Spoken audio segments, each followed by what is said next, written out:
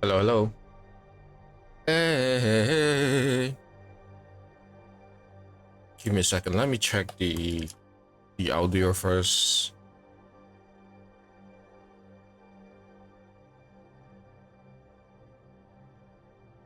Hello.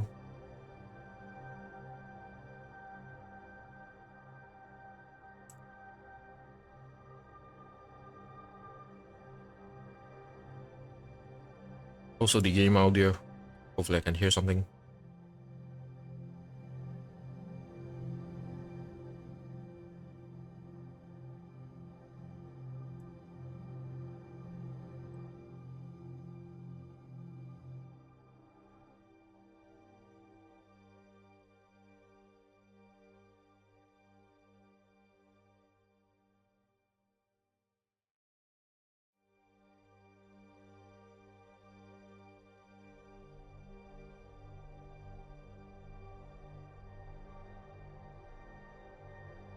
Am I hearing anything?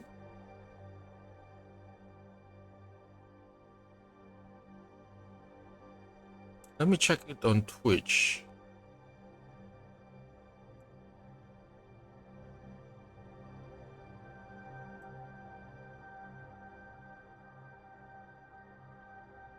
I think I can hear something on Twitch. Let me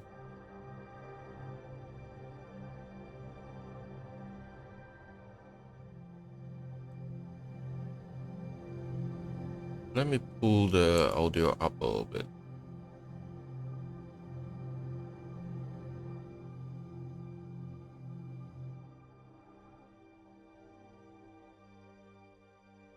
No, so why is my mic?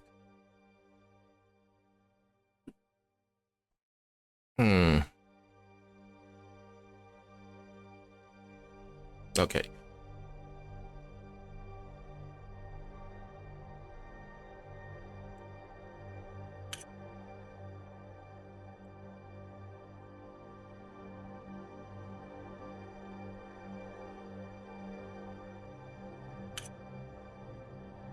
Yeah, I think I can hear something. We'll come back to that later on.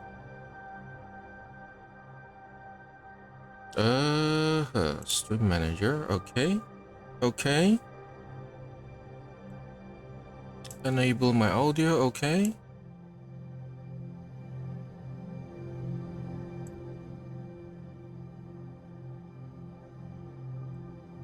So I played this game before, but I only played the first game, not the second one.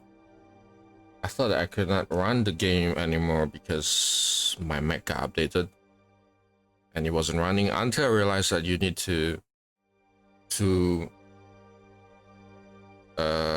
allow it to open from the security settings. But I didn't know that normally I would do that for all the other applications I have downloaded, not from the App Store, but I didn't know that because this one, the what's that called? The error message from the GOG Galaxy, say that, well, the thing is corrupted. You need to move it to trash. So I always thought that it, because of the architecture changes, it just can't run. Then I just realized, no, it's not. You need to manually go to the security settings and then allow it to run, which is, well, a bad error message. Anyway, let's play this game. I played this before. I'm using a guide because I'm too lazy to do everything all over again. So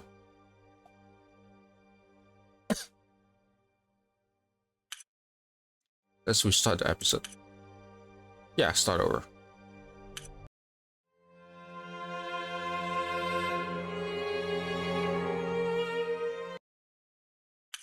Yeah, that's why I was checking about the audio. The music is very loud. I do not know why.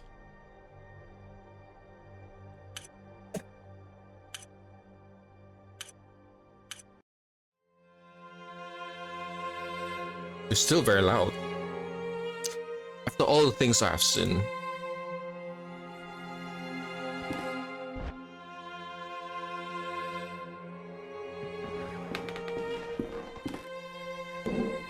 After all the things I've done.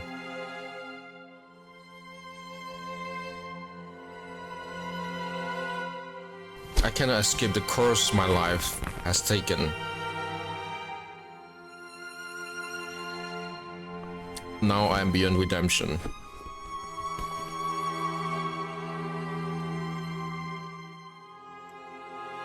I just hope you can forgive me someday. Yours sincerely, Anthony Beechworth.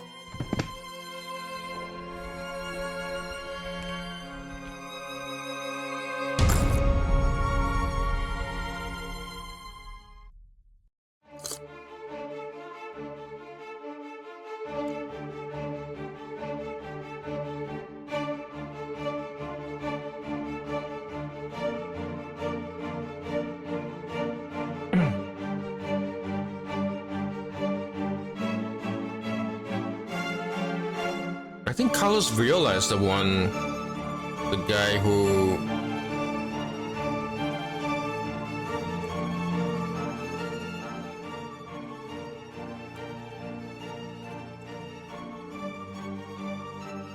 Carlos Viola is the guy who made the music for Blasphemous. Maybe I'm wrong, I don't know.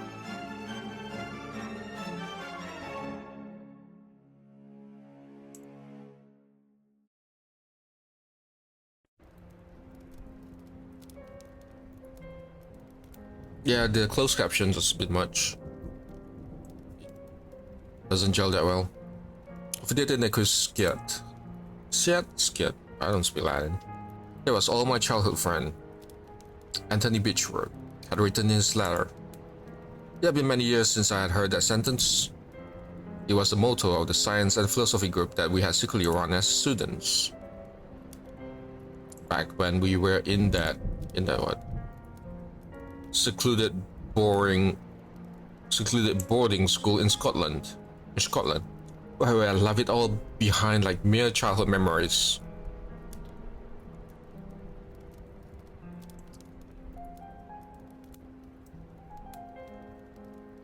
The letter was unusual. It could only mean something. It could only mean something awful must have happened. Something that must remain absolutely secret.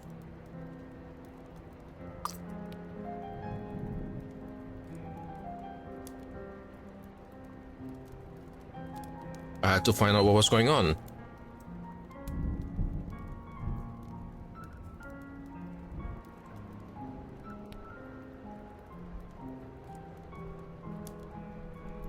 I had to.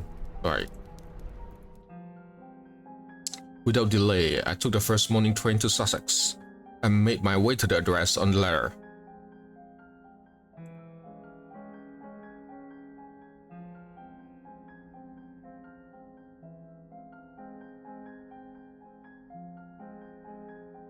And there it was, the old house of Anthony's family, the Beechworth Manor. Manor.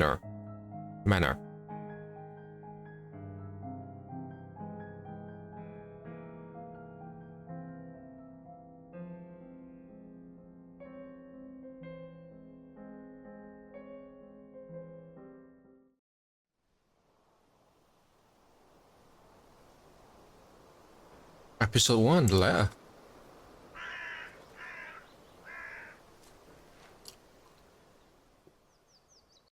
Let me go to main menu for a second.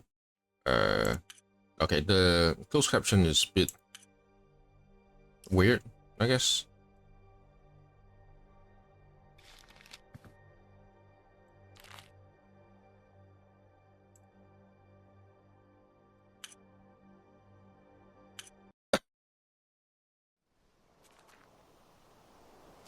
Hopefully I'm not messing up the audio here.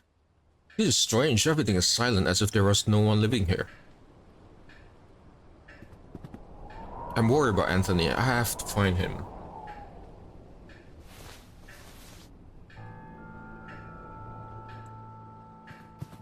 A note on the table. Dear Mr. Beechworth, due to recent events, the situation has become unbearable for us, and much to our regret, we have no other choice but to leave. We will remain forever grateful for all these years in your service.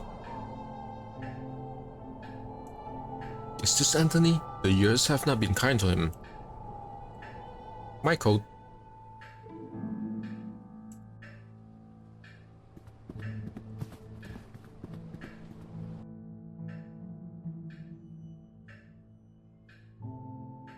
A cabinet with glasses and some liquor bottles. There's also a matchbox. Should I go?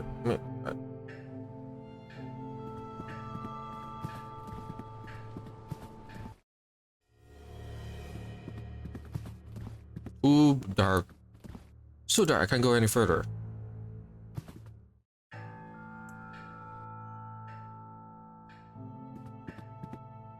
This match could come in useful.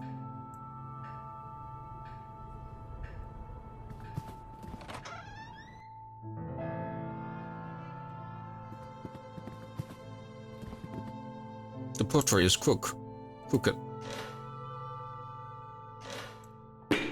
Oh. An old rosary, a cord of beads with solid wooden crucifix.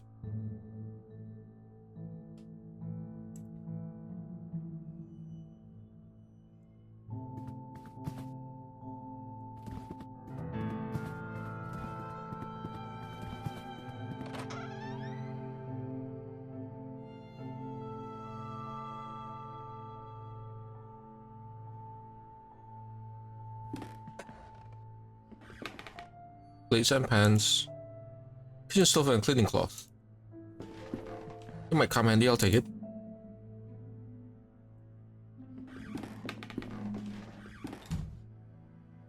I have unlatched the door.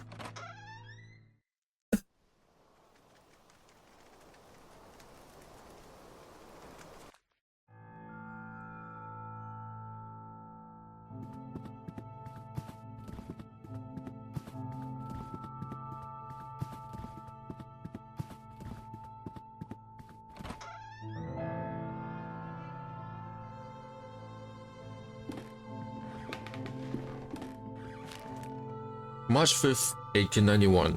Master Anthony has made us get rid of our religious objects. What is going on with him? Luckily, I found a place to hide my rosary. I cannot pray every night without it. Master Anthony has been complaining about Alfie. What will a simple cat do to him? He ordered us to keep him out of the house all the times.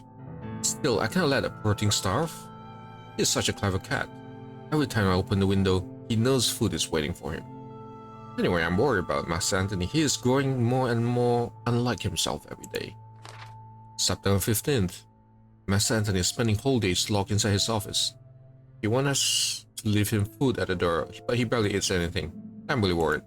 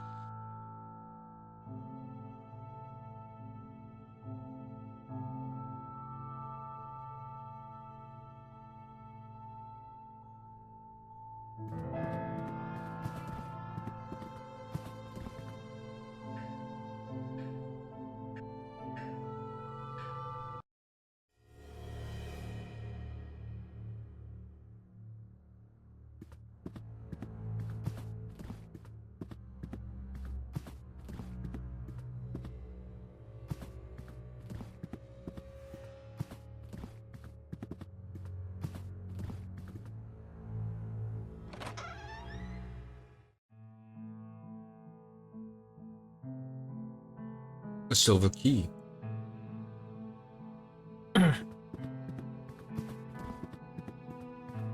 Small photographs and old daguerreotypes, mostly family portraits.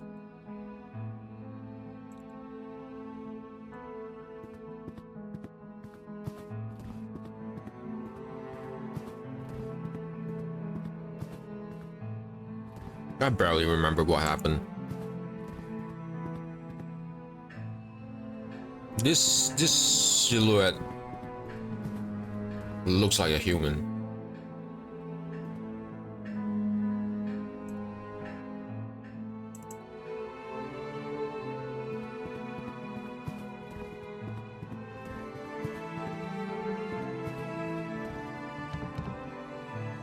The door is locked. I should try and find a key to open it.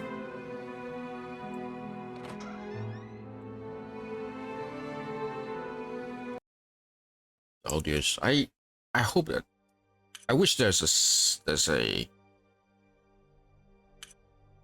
settings or something that can easily be accessed from within the game.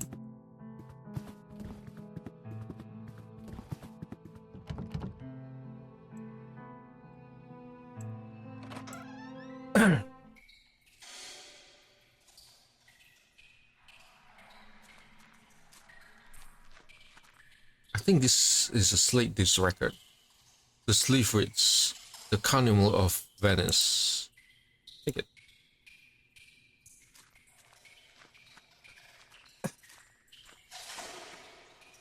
A slightly rusted iron crowbar.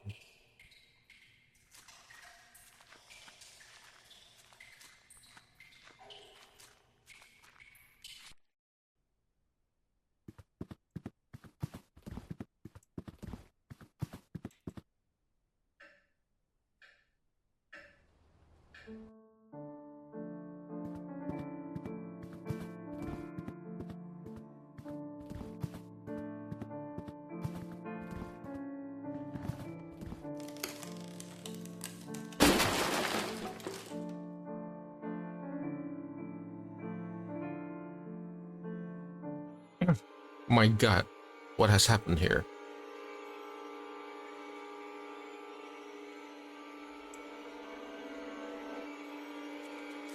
Here's a letter. Dear Margaret, it has been days since Anthony left his office. I can hear him whisper angrily, frightfully, and it gets worse at night. Our service left a few days ago. Without their help and company, I'm lost. I can barely walk out of bed, and not even a doctor will come here after his argument with Anthony. My husband has developed a horrible ability to break anyone's will. I do not know what to do. I do not have any strength left. I wish I could send you this letter. Your dear friend, Anna Beechworth.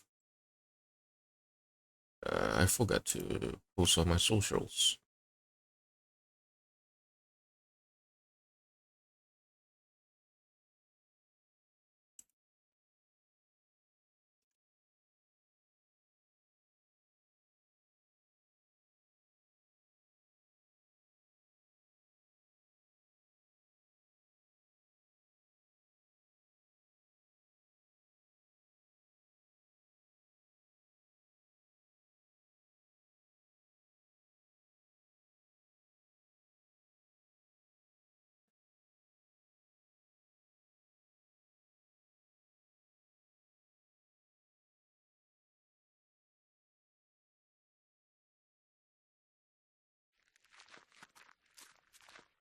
A letter in a feeble handwriting. I cannot go on. All is lost. I cannot stand their stares. They watch me, they judge me, they despise me. I know they think I'm not worthy of this family. But who are they but dust and bones? A memory. Leave me. I do not need you. Leave me alone.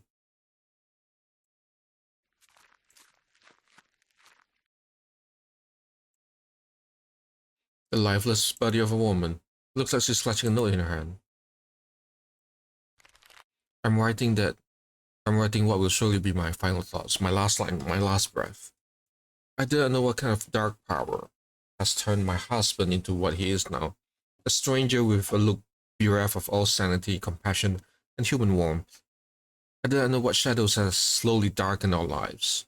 I do not know this foreign gas that now dwell in our souls. I do not know where it is from, but I'm sure it is not from this world. I'll meet my brothers and sisters soon. I'll be free from this abyss of madness and fear. Soon I'll stop trembling. Nope.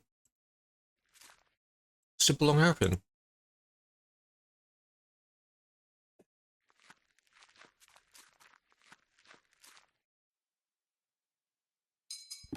Not now.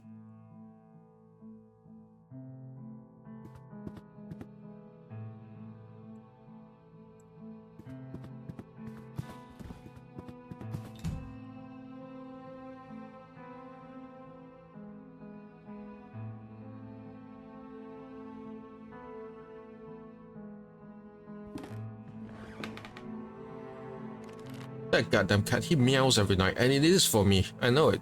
He is mocking me. He knows my secret. He knows. I will not let him ruin everything. I do not have any choice. I have to put an end to his miserable life. Or better yet, I will blind him. You gabbylings. You will not confess. No, not you.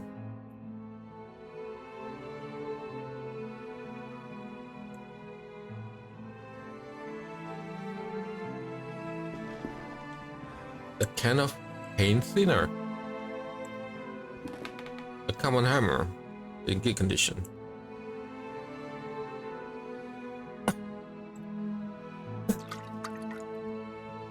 I dampened the cloth with paint thinner.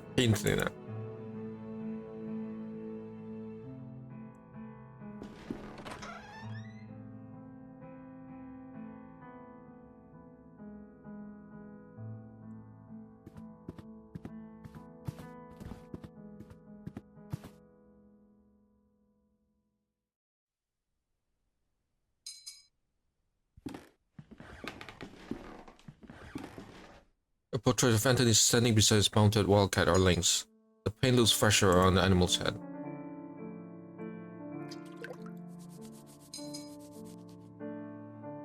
The thinner has worked. The fresh paint is gone, and now I can see the original painting. The lynx's mouth is open, as if it were growling. The man with blonde hair. The young woman, not yet in her 20s, stares divinely back at me. The old man bears some resemblance to Anthony, but his countenance marred by severe, unsettling gaze. She looks like a woman on a bed. She's holding a baby. Could that be Anthony's child? A woman with strong features and dark hair. She has a bold look in her eyes. Oh, that's where the sound came from.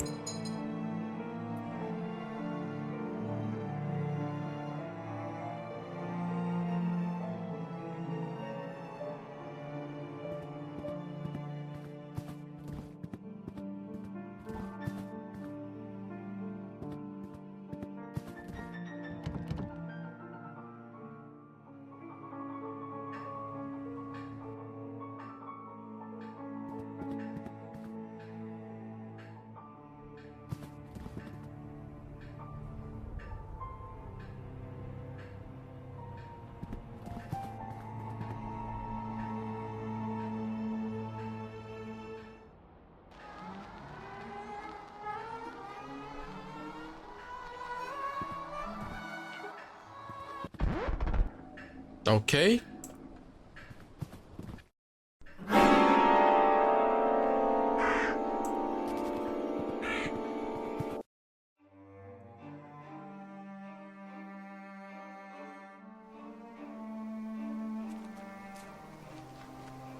Dying crow, not much life left.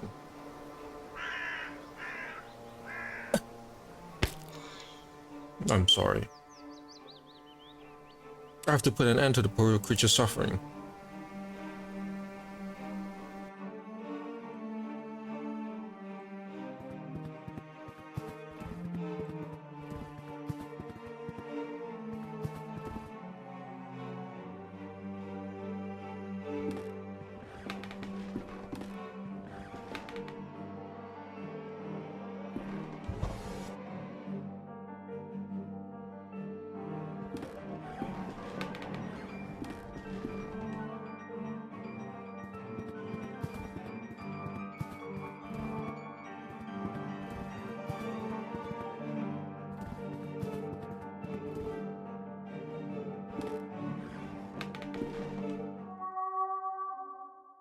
Well,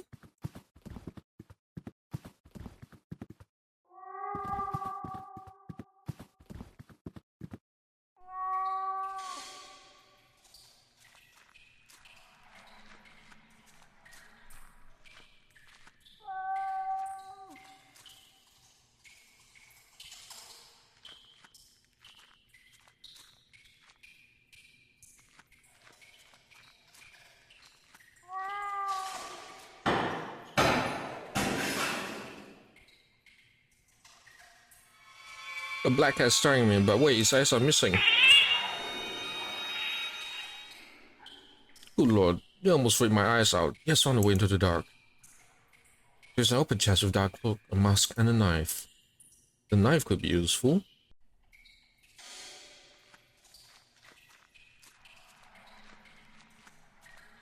Yeah, the movement is kind of slow.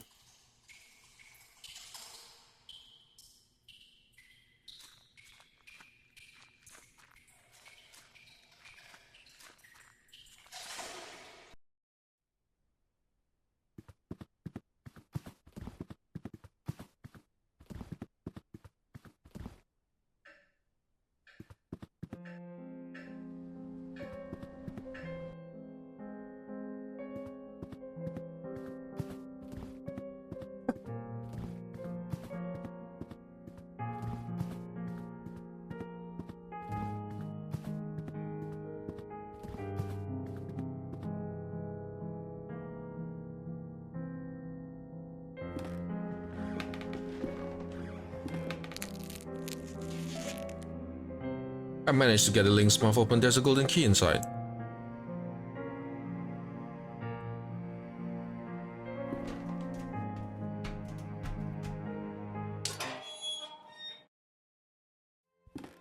Oh God, no, Anthony, no. Loveless body of my dear friend, what manners could have led him to commit such an act? There's something in his pocket. It is a sealed letter. Dear J. David, if you're reading these lines, then I'm nothing but a dead body hanging before you. I write to you in my last shred of lucidity. You're one of my oldest friends. And when I sent you the letter asking you to come here, I did not doubt for one moment that you would. Had you failed me this evening, everything would have been lost. I found myself involved in a series of horrible incidents. For reasons beyond my comprehension and sanity, I've become total strangers to myself and to my closest relatives, capable of the most indescribable and atrocious acts. I cannot give you any more details at this time. I must ask you to go immediately back to the boarding school where we made that pact, where we all swore on our honor the sentence that will protect us. This letter must not reach anyone else, so it is imperative that you destroy it immediately. The lives of the rest of the group and yours too are in great danger. Do not delay. They are already waiting for you. Seeing is believing, David. Do not forget that. Always your loyal friend, Anthony Beechworth.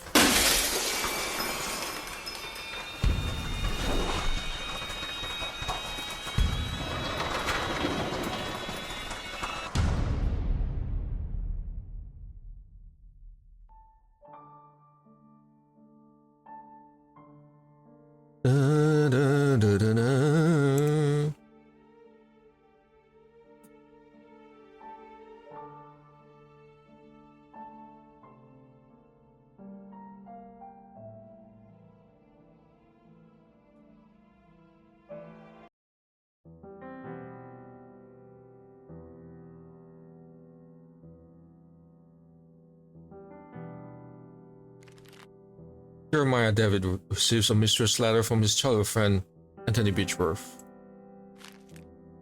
Do I need this? He travels to his friend's manor in Sussex, where he learns of Anthony's descent into madness and the death of his wife, Anna Beechworth. David faces the perils of the house and finally finds the dead body of his friend who committed suicide.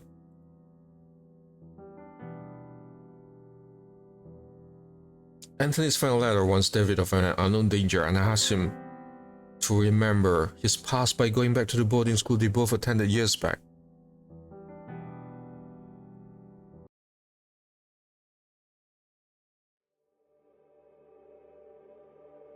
Father in heaven, hallowed by your name.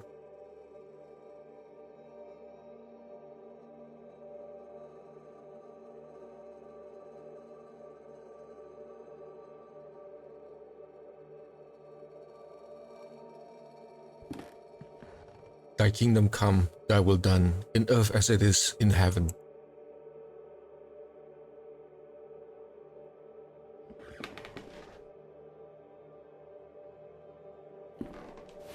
Give us each day our daily bread. Oh, he's gonna flagellate himself. Forgive us our sins, for we ourselves forgive our debtors. And let us not into temptation. but deliver us from evil. Amen.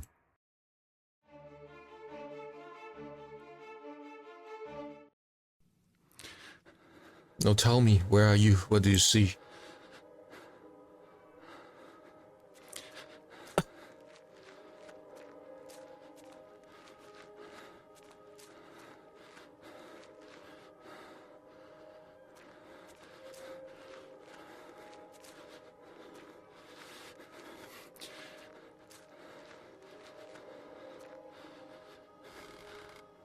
Who is it? Is it Anthony? Answer me.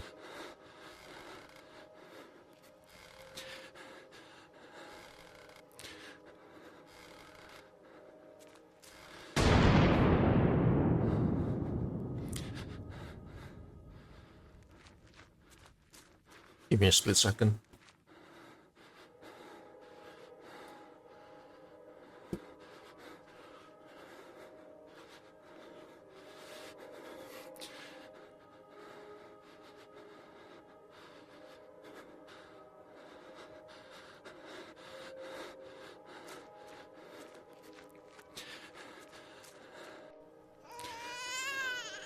What is she doing? Get close to her. Get close to Anna.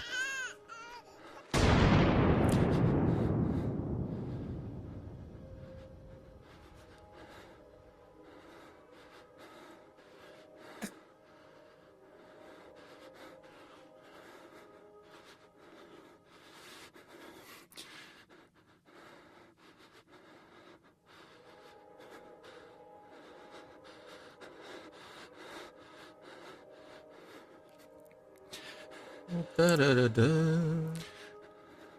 Da da da da.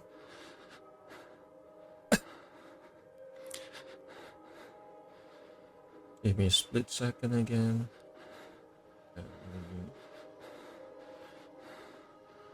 Ah, there you go.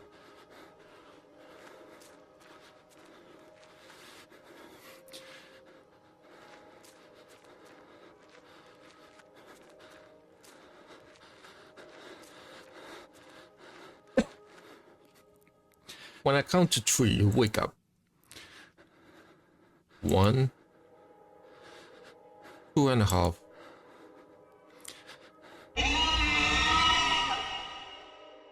Three, now wake up, wake up, wake up. You can rest now, Miss David. There'll be enough for today. Other sessions really necessary. I'm confident that this is the best course of treatment for your symptoms. Now, did you ever see him again? I saw it. What did you see? Can you describe it? It looked like an eye. It was like an eye, perfectly rounded and dark, deep and empty, accompanied by something. An evil deep dwells deep below. A forgotten fear for human reasoning, but undoubtedly still rests deep down inside our being. In my case, that fear has already awoken. I can understand why you are disturbed, Mr. David.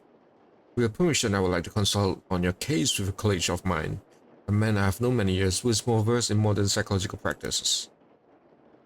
I think his knowledge and experience would be very helpful in enabling us to understand your condition. You think it will help, Doctor? I leave it in your hands. The agony grows increasingly unbearable, and you believe this man can help, then I welcome his aid. Thank you, Dr. Wakefield. I bid you good evening.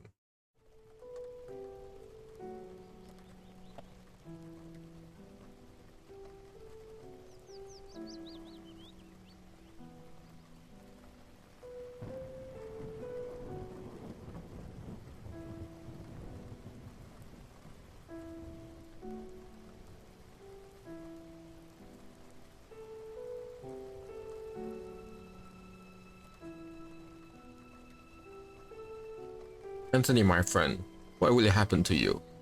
How could you have let your wife, Anna, die so awfully? These doubts consume my soul. I hardly remember the time we spent together as schoolmates. I confess that beyond your enduring friendship, I can recall little of those years. Were your words a result of an increasing loss of sanity? In your letter, you wrote that someone awaits me. A warning to warn me for a genuine danger, or merely the ravings of a brilliant mind addled by insanity. Something stirs uneasily within my heart. I will not rest easily again until I go back to that boarding school and find out what secrets may lie within. Farewell, Mr. and Mrs. Beechworth. Rest now in peace.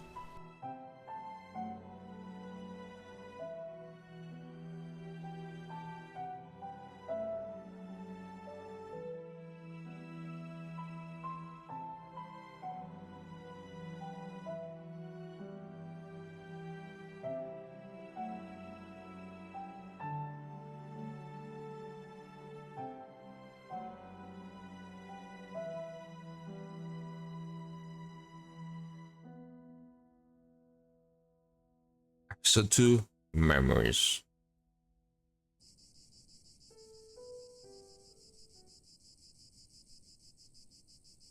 An old, quite damaged mailbox.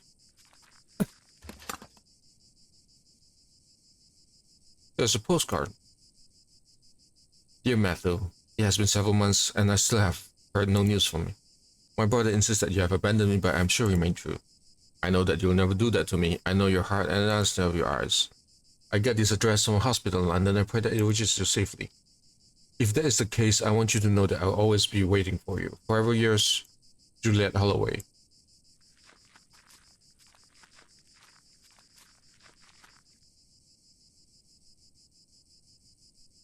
Angel Gabriel, the school's emblem. I remember it being very pristine, but it looks neglected and dirty now. There you go. Stone eagle lies on the floor. It appears to have been broken off to the mountain. Off of the fountain.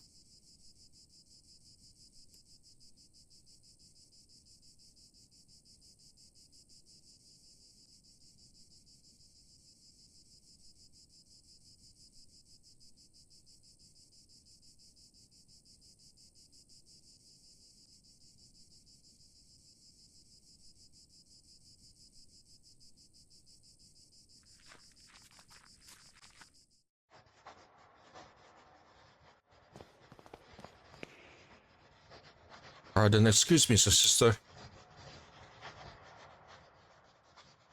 Good evening, sister. Good evening, I'm Mother Elizabeth. What brings you here, Mr.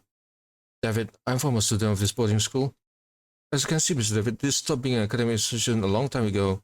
It's now exclusively dedicated to prayer and the well-being of the patients under our care. I see. Even so, may I please speak to you? Mr. David, I'm afraid that we are too busy to start wasting time talking about past issues. In addition, there's little to say. We sisters arrived after the boarding school had closed down. Everybody but Monsignor, of course. Monsignor? Exactly, but you didn't answer the question. Why have you come to this place, Mr. David? I prefer not to talk about it. To be honest, I prefer not to talk about it. I couldn't tell you why this place is so important for me. But it is a lot. Well, I appreciate your honesty, Mr. David. I'll allow you to stay around here. I hope I won't regret my decision. Don't worry, Mother. Thank you.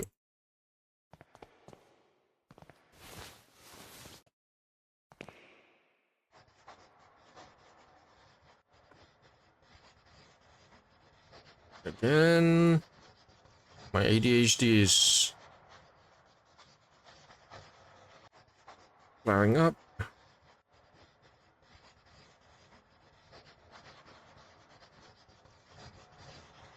There you go.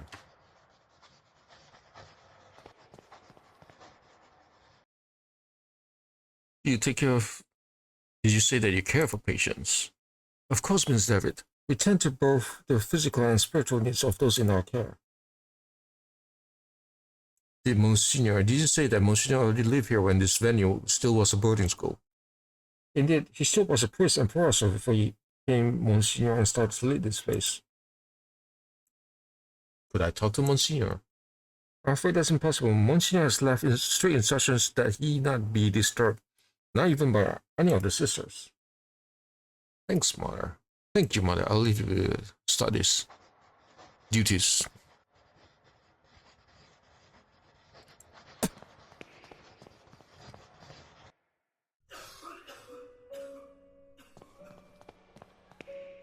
Doctor. I'm sorry, I'm not a doctor. Pay him no mind. He has been delirious for some days. I miss Mary Vinch and this is my brother Matthew. Why have you left me? Why don't you answer my letters? my letters. You see, the poor man is still obsessed with his fiancée. He won't accept that she left him months ago, my poor Matthew. I'm just very sorry, Miss Finch. I hope he recovers. Thank you. Mr. Finch, I think this letter is addressed to you. Oh, thank you. Leave it with me if you'd be so kind. As you can see, my brother is too weak to read it. Well, Matthew, let's see who has written to you. Oh, this is a letter from our mother. Dear Matthew, I hope you're recovering. I wish that your beloved sister and you come back home soon. What's that? I don't think that was inside the letter, right?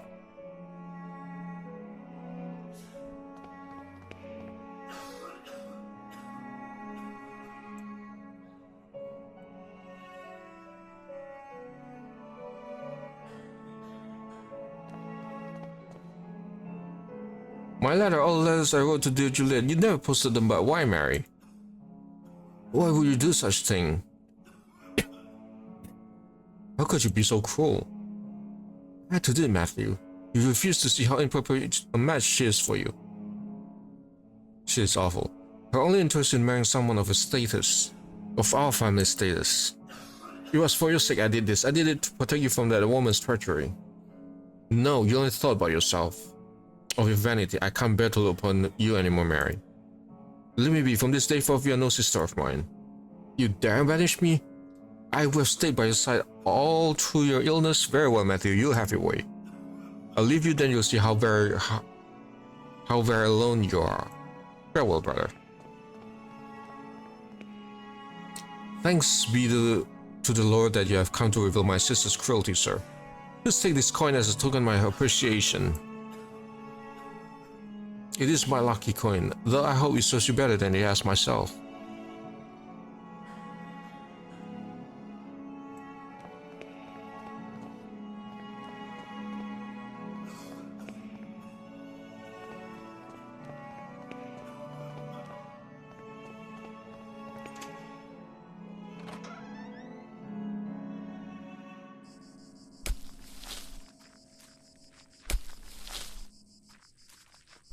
Good evening. I hope you are right, and this turns out to be indeed a good evening. My name is David. I did not know there was a graveyard here. My pleasure, Miss David. I'm Frank Baldwin. Do not ask me why, but Monsignor specifically ordered to bury the corpses here.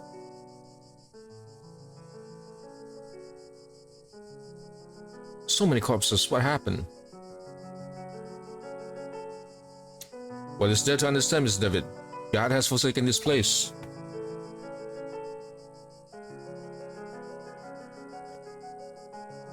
Who is the Monsignor, Mr. Baldwin? I cannot really say. After all these years, I have never seen the man. Who knows? Maybe he does not exist. Oh, that's interesting.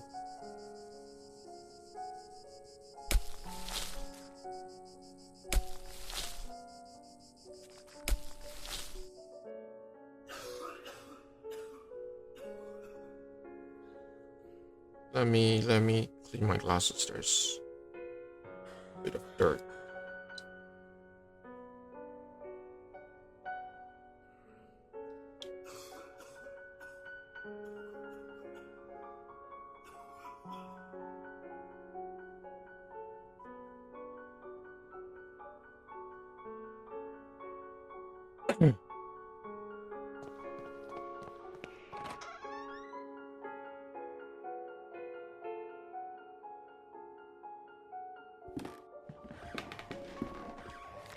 Dear brother, I have received the letter and tried to write you more frequently. I hope you're studying a lot and you feel comfortable there. We miss you a lot when you're coming back. Father is in bed with fever and I do not feel very well, but I'm on medication. Today is my birthday and I'm feeling blue. It is quiet and boring Sunday at the village. Mom is going to cook lemon cake like those Grandma used to make. I wish we could eat it together. Right back soon. I'm looking forward to knowing how you are doing, what you are learning, how is Scotland and so on. A big hug. I think about you a lot.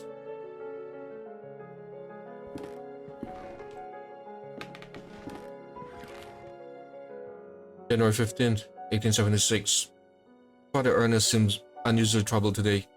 Several times he paused abruptly in the middle of a lecture for no reason, even though it is his favorite class, theology. January 18th. Today, Father Ernest was very irritable. Collins made a comment and was expelled from class for it. And David was admonished just for reading a philosophy book. I hope Father Ernest doesn't turn his ire toward me. My father will be disappointed if I fail to get a good mark. January 21st. It was very disconcerting to see Father Ernest entering the class so pale and sweaty. In the middle of his lecture, he stumbled, dazed, and had to sit. January 22nd. Father Eugene taught our theology class today, even though he doesn't know the subject matter as well as Father Ernest. When we asked him what had happened to Father Ernest, Father Eugene told us that he had taken ill. What worries me now is that now Father Eugene is also starting to look unwell. February 20th. It has been a month since we last saw Father Ernest. We are told that he is still sick, but if he is so ill, then why hasn't a physician come to treat him? My studies are flagging, but I have taken it upon myself to read on my own.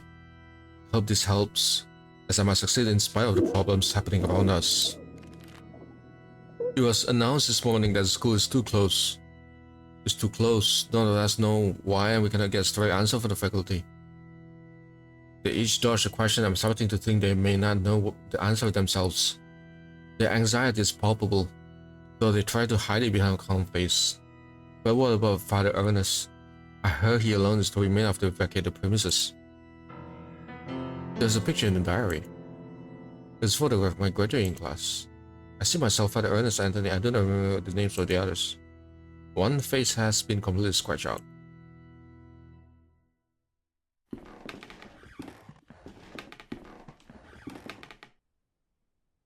Now there's a music box.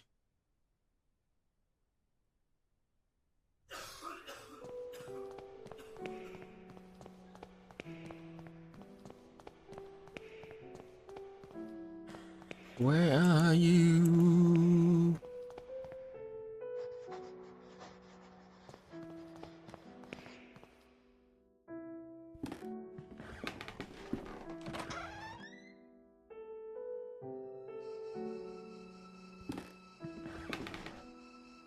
Good evening, sister.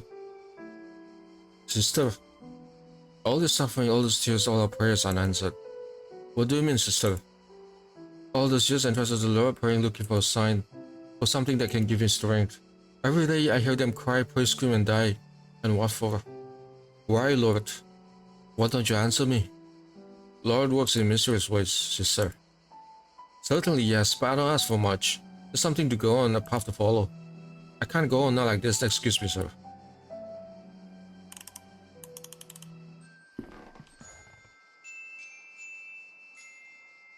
Oh, what a beautiful melody. It reminds me of my youth when I was vibrant and full of purpose. I knew my path then. Oh, may God bless you. Oh, you have given the sign I was looking for.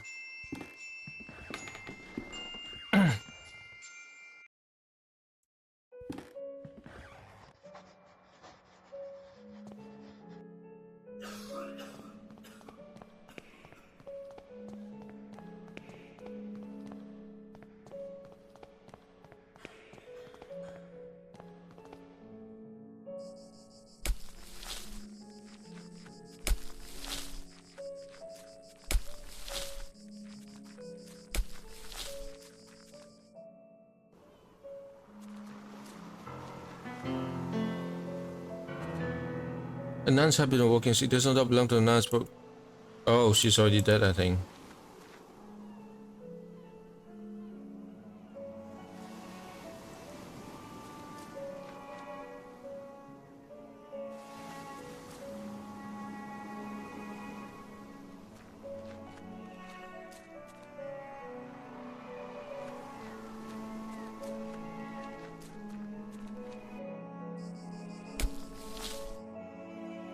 I think she drowned herself.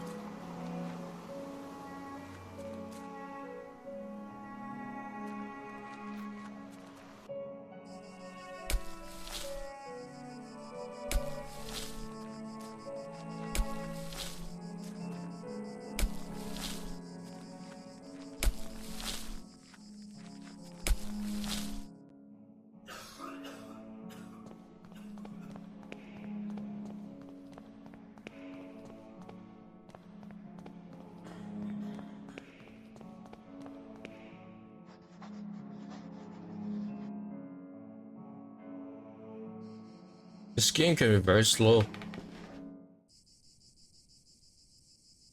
A lot of the right lifts are going to be a hole in this old rusty pipe they are blocking the water stream.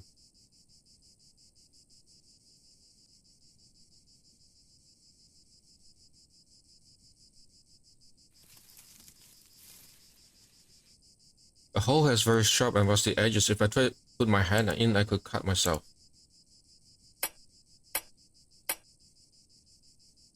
I blunted the sharp edges of the pipe. Now I need not fear being cut. The net should catch anything coming down on the pipe.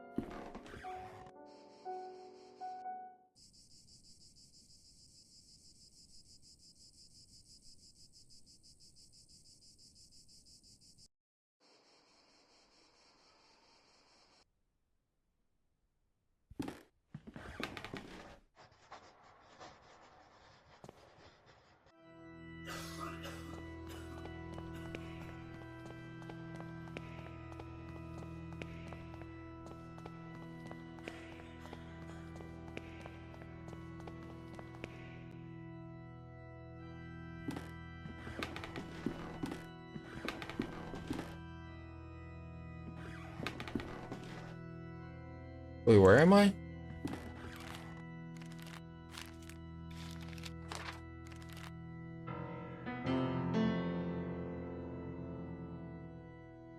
Oh, I don't need to enter this room. Okay.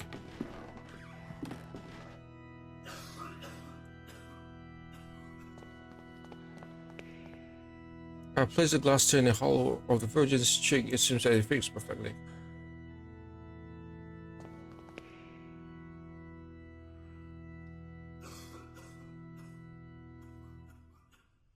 Yeti. Oh, the Armada is crying.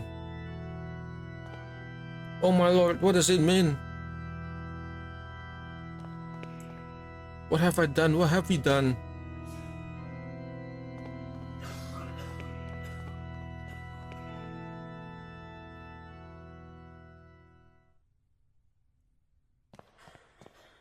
You must help me. What can I do? What's wrong with you? Just a little time. I'll tell them about my pain. I describe number of others pain, yet they do not listen. They pass me by without even looking at me. They say that they are praying for me, but it does not cure my ailment. That's alright. I know, but I beseech you. You will be saving me from horrible torture. I'll be eternally indebted to you. I will, however difficult this will be for me. I understand. Your request is terrible hard for me. I guess I could find courage to help you. I understand the magnitude of why I'm asking. God bless you, sir. I don't know how I can show my gratitude. What I need you to do is, without the nuns noticing, to try to get an amount of morphine enough so that I can be embraced by the deepest of dreams and that way to stop the rhythm of my heart.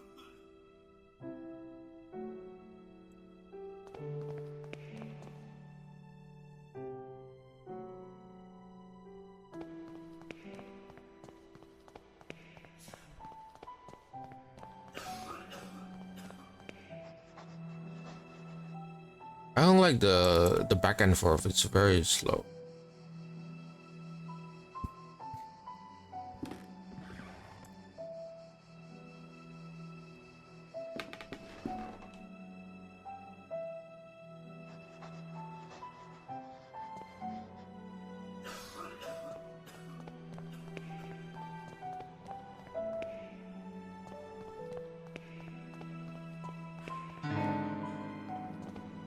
There's no one about. Yeah, read it. Baldwin lies.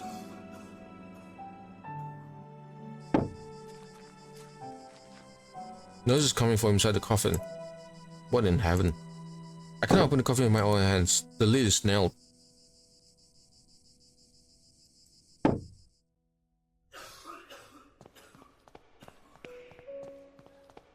Again, there's a lot of walking through very long hallway that which I don't enjoy. It looks like it's full, so I wonder if there's something useful in it. I might be able to look at it if I keep him distracted.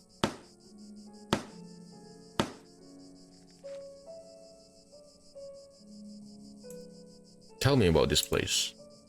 Well, the construction of this building was ordered by an Episcopal Bishop of Aberdeen in 1805. Tell me about Mother Elizabeth.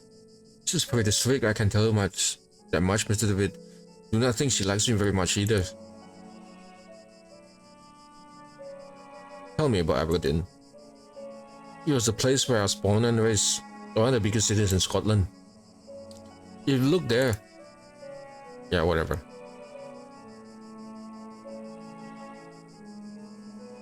Do not worry about it.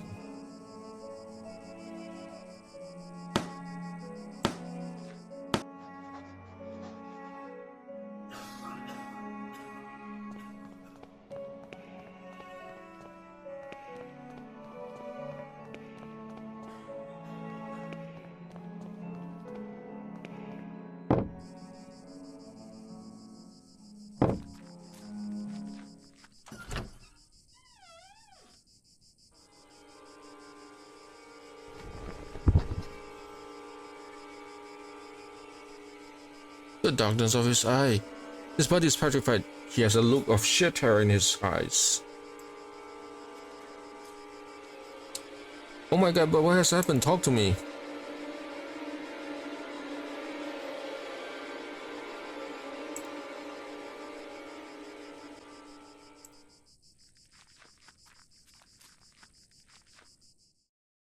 Oh, I could have just spoke to her, okay.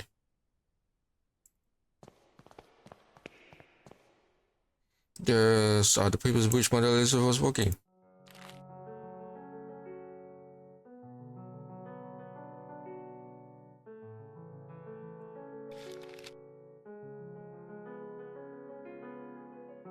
A lot of black marks, huh?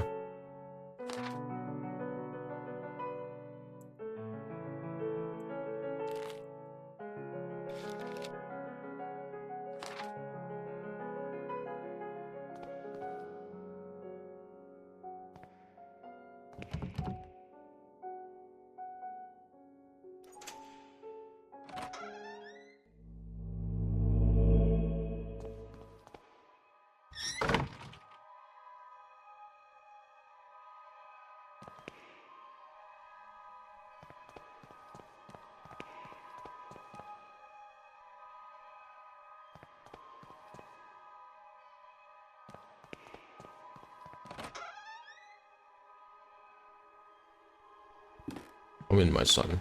Do you think you could hide these books for me? They're just classic philosophy books, Father. Plato and Aristotle. Silence. Instruments of falsehood, you mean? False is coming from the snake. Now, son, get on your knees and raise your arms. Apologies. Apologize to the Lord. Pray to the Lord. Maluminse.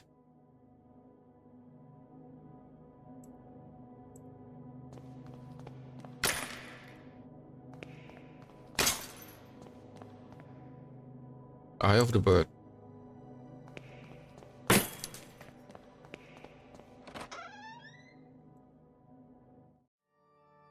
Lord, your eyes burn me. I don't deserve mercy nor forgiveness.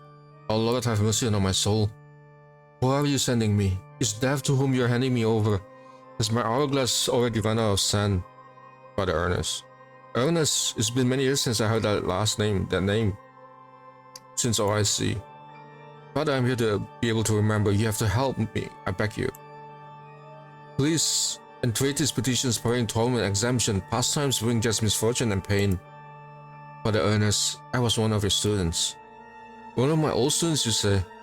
It's only the Lord who teaches us. We all must follow his ordinances and disciplines. Get closer, son. Come pray next to me.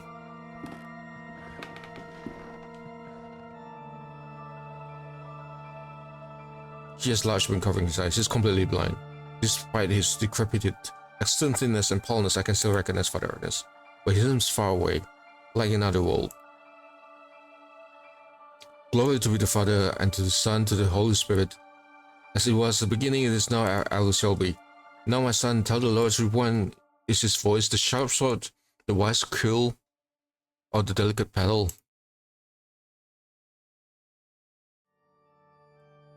The wise quill. No. You're enveloped by sin. And now, my son, tell the Lord's reborn his holy path. The wise virtue, the endless blame, or the blessed penance. No, your soul lives embraced by the darkness. And now, my son, tell the Lord, who are you? The faceless pilgrim, the gate guard, or the lost seaman? The lost seaman. Yes, it is, my son. We live lost in the endless ocean of sin and blame. Now leave me alone. I have to purify my soul.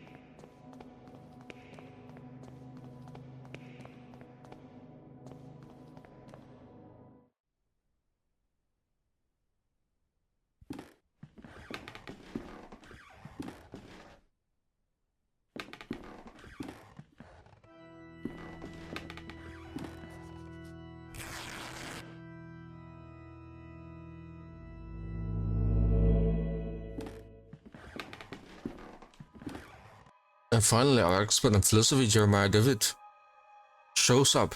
Where are you, my friend? We have been looking for you. Well, as I was saying, tonight is a perfect moment for our next meeting. But I suspect that someone outside our goal is secretly surveilling us. Who is it, Anthony? My dear friends, it is Professor Glynn. Give me Father Ernest. Certainly, no doubt about it. Therefore, dear colleagues, I have decided to change the venue for tonight's meeting.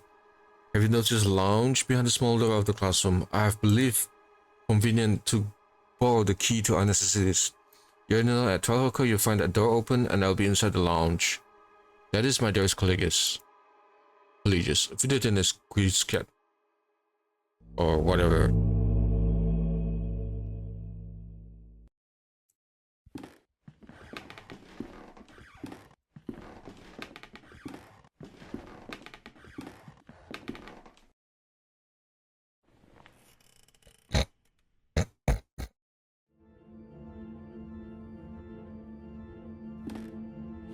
Mr. Rabbit was jumping toward Forest in the warm spring afternoon.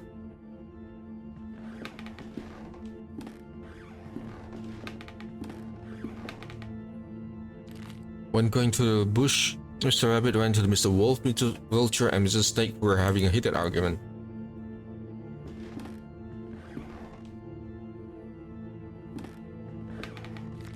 Mr. Rabbit, curious, asked them, "Dearest, why are you arguing this beautiful and cheerful spring afternoon?"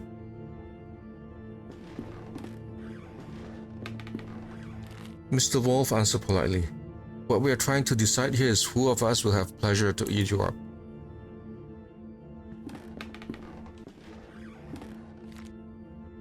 Mr. Rabbit was scared, said, "But I do not want to be eaten. I want to live."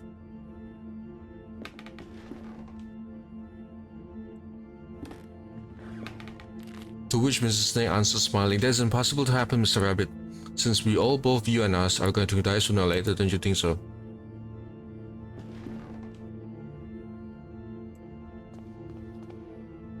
Mr. Vulture added, "Mrs. Snake is right. We'll stick to the issue at hand. It is getting late, as you see. We do not agree. Do you want to help us decide?" Mr. Rabbit Who you suggest as the one to eat you? After thinking about it for a while, Mr. Rabbit came up with an idea and carefully said, I got it. Why not to organize a race? The first who arrives to the forest clearing will have the privilege to eat me.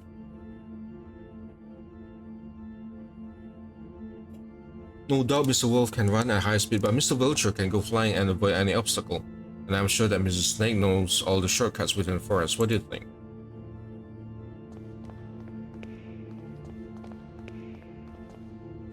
The three predators agreed that it was fair, though they started the race and they quickly disappeared.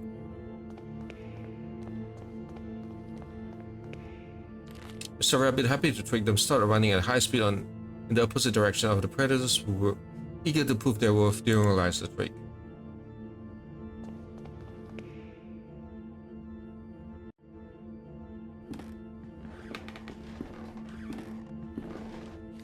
Mr. Rabbit was far away from there, and he felt safe, happy and proud of his cunning, but suddenly there was a loud bang. The earth shook, frightened birds flew, and everything went dark.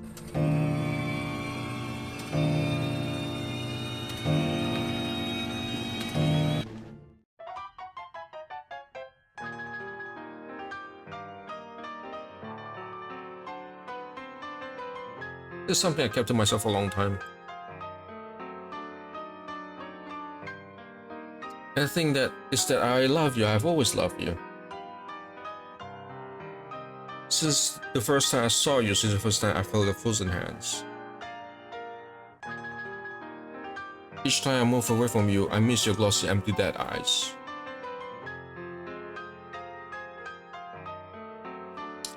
I miss your rough hair, your gray skin, and your stench. All love just cannot be. It is an impossible love.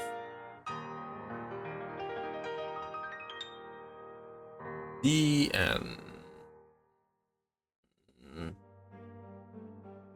Not again. How long have I been slaying? What was that? But in the nightmares, I found a place in my memories.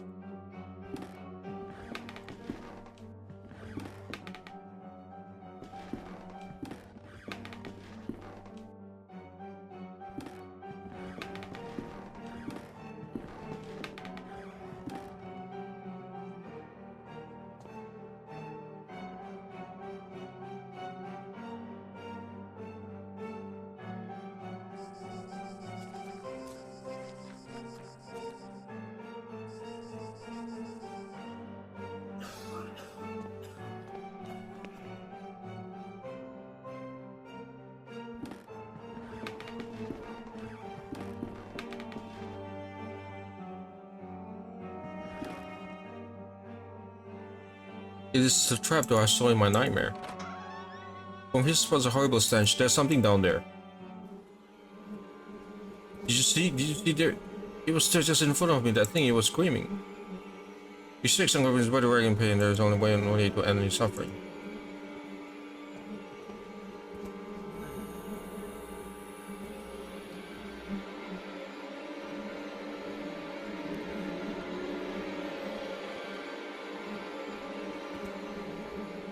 Rest in peace.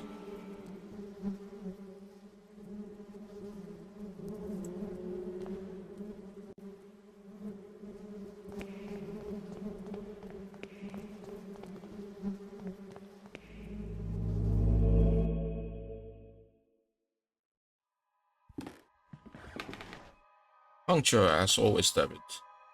Now all that remains is to introduce our guest. You may come in now, Professor. Father Ernest. Don't worry, my friend. I invited him to join us this evening.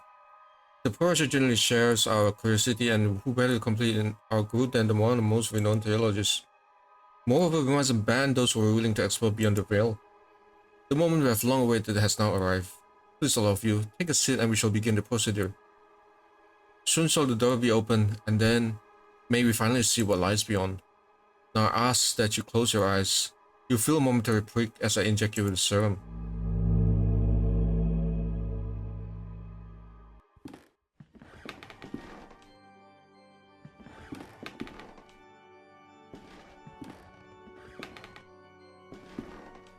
Even after all those years, I have not forgotten your voice. You are the fourth witness.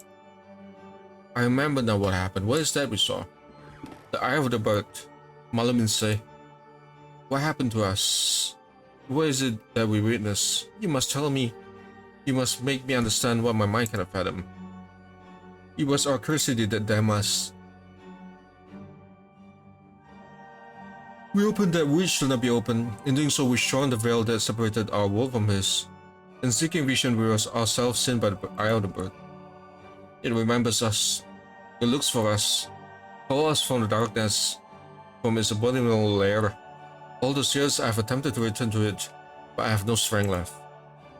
These poor wretched creatures are too fragile. They lack the sight to return. Not one of them has, only us, the four witnesses. Who are the other two? Where are they? They disappeared as you did.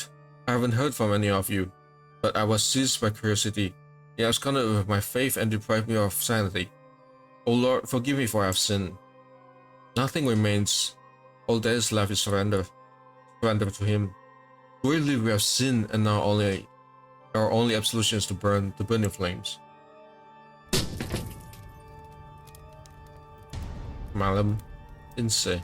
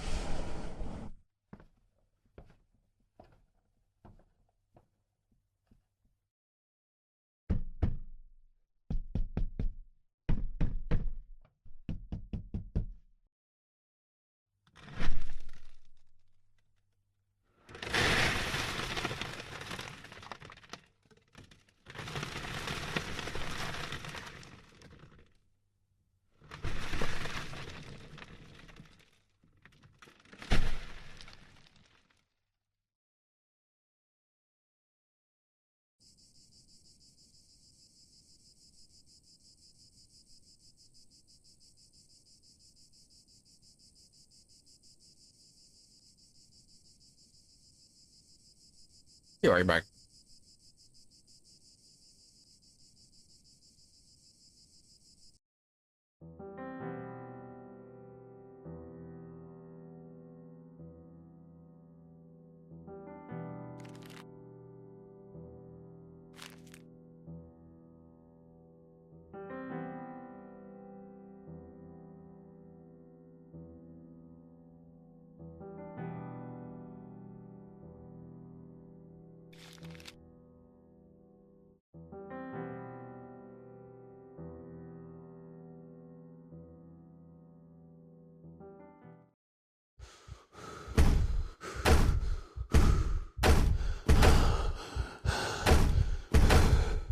All is cold, all is silence.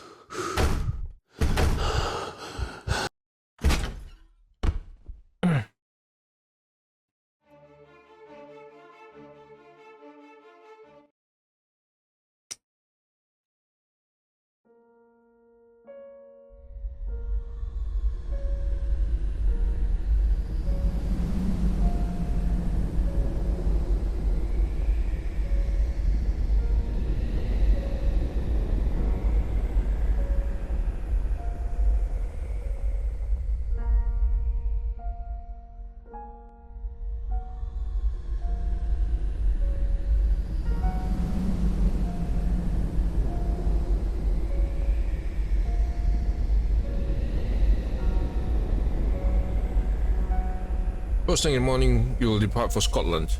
I'm sending you to study at St. Gall boarding school in Aberdeen. You're not about to write as I will not have time to read letters.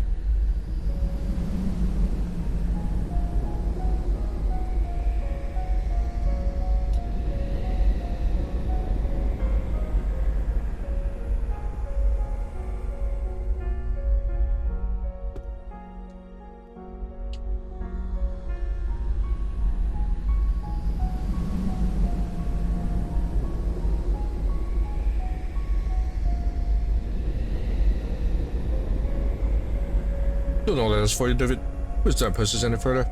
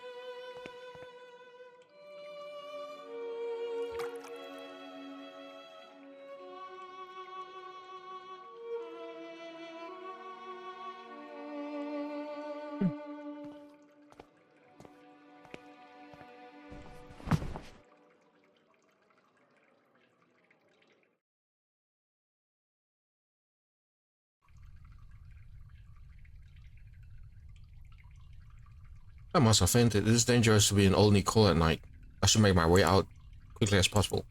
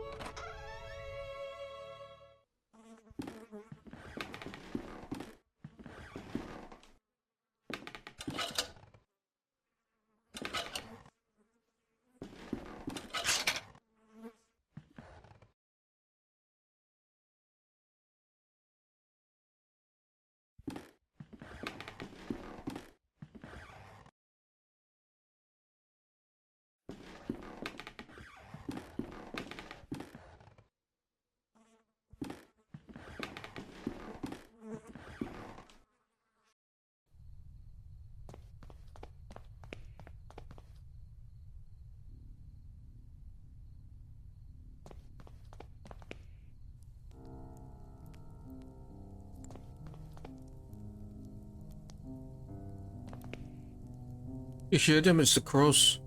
Searching for the moans of the weak and dying. They're calling to each other. They might have found something. Could you help me?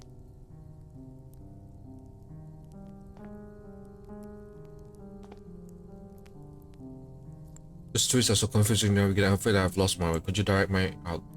Yes, lost one. I can give you direction. I've been gifted with a second sight. I can peer deep into your past and unwind the tapestry of your fate. Would you like me to close my eyes so that yours may be open? Money is no matter here. Come close to me now.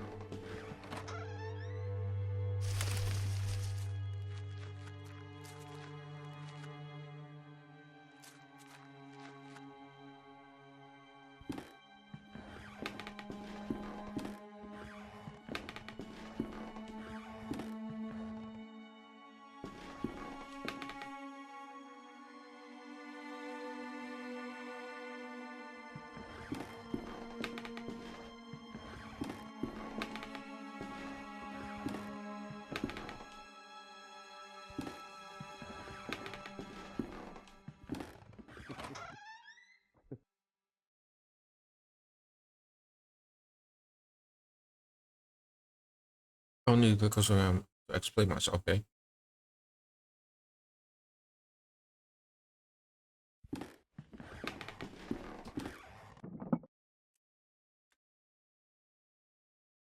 Just broke a piece of metal doorknob. No, I don't want to dance and sing anymore. It's enough for today. I want my lemonade. I want to play. Actually, ma'am, I'm afraid I've never met you before. I don't know who you are. Don't you recognize me? It's fine. It's been a while since I last performed, I suppose. But don't you forget, I'm the great little caddy, singer dancer, the golden girl of London's music halls.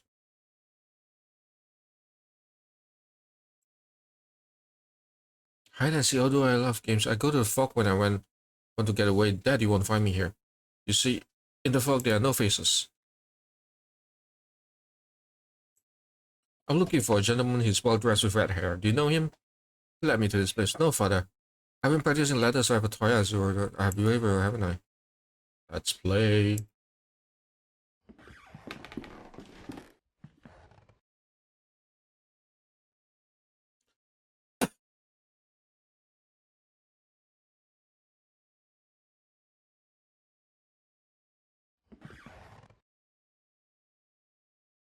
What's the time, Mr. Wolf?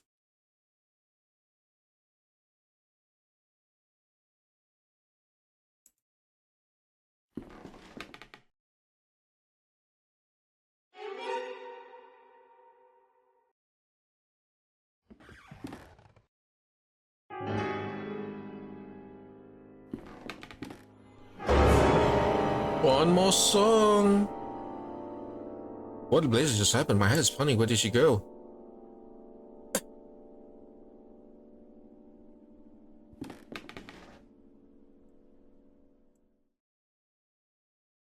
It's a porcelain mouse. It broke when it fell. There's a grotesqueness to them. I don't like to look at it. And look, underneath the mask, a photograph. Here's a note. Little Caddy Show. There's a girl lit up by a spotlight in a music hall, singing to live piano.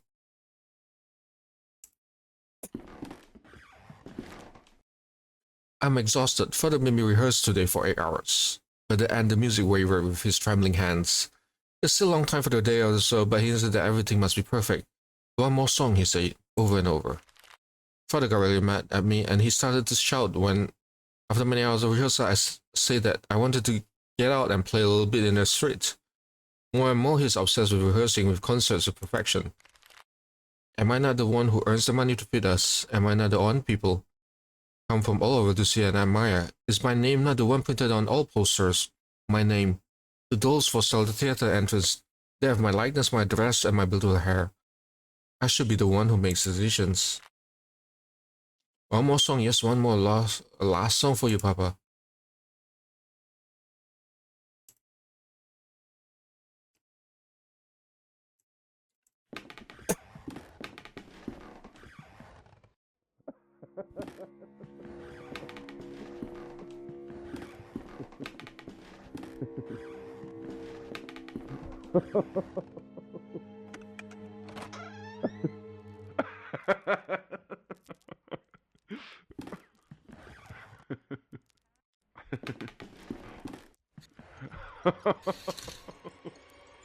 There's a porcelain doll with lifelike proportions. The face has been removed, living in its white shell.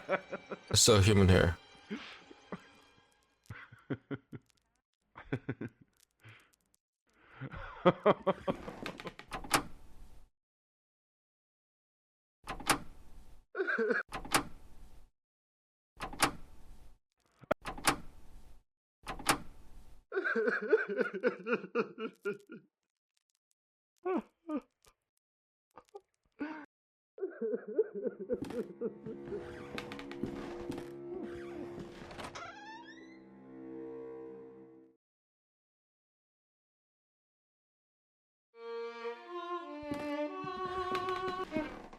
No, did I not pray enough? Have I not written faithfully every last note is created to me?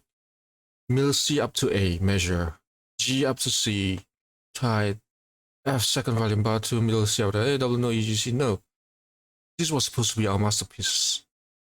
Viola C, up an octave, then up to G.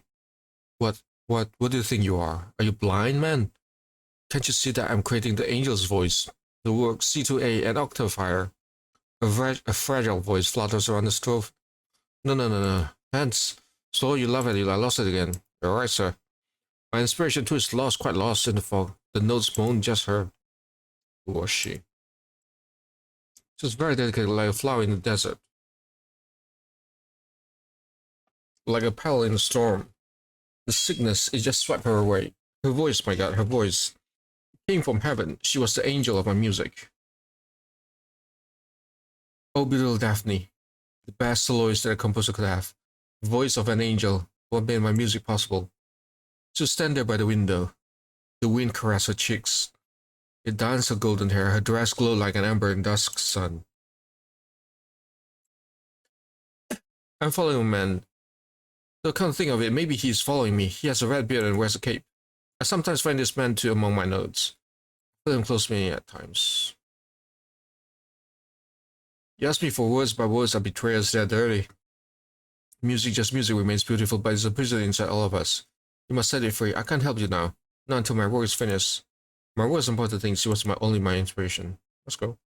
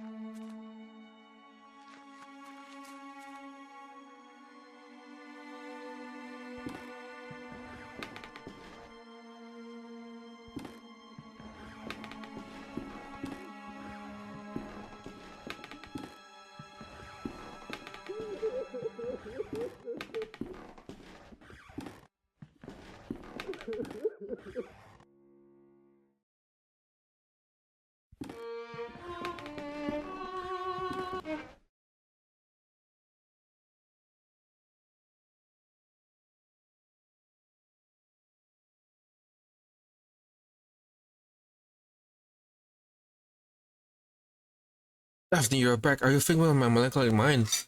The ghost of my dying music? No, it doesn't matter because you're with me again. And I know exactly how to compose my masterpiece. Please take my violin now that I have completed my work. I no longer have the use for it. It needs to be with her. Go to the mausoleum and place the violin where her heart lies. The angel of my music will guide you. Here, take the key to the mausoleum, my friend.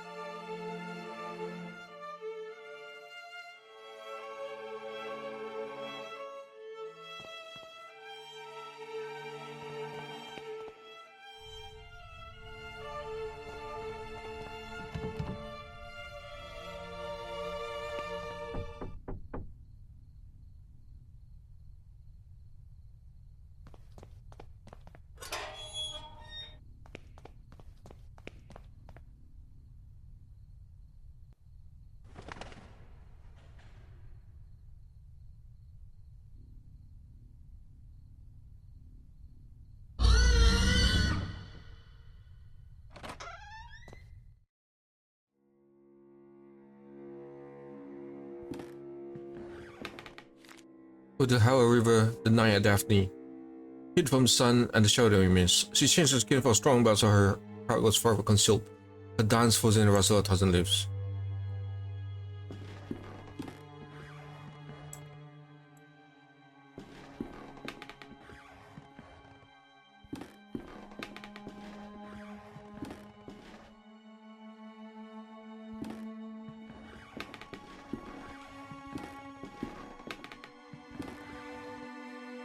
I beg your pardon, sir, if I assaulted you.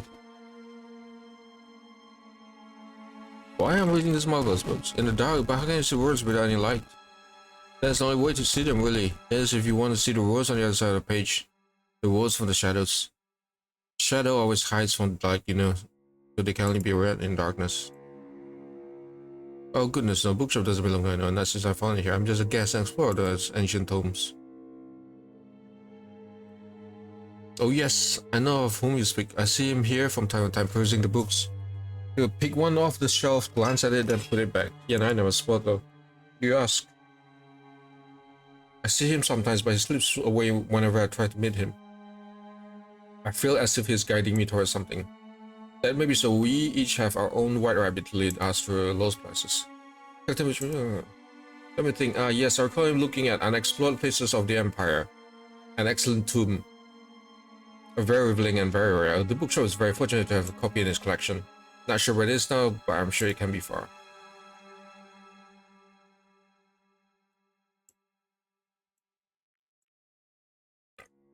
Yes, the Bird King.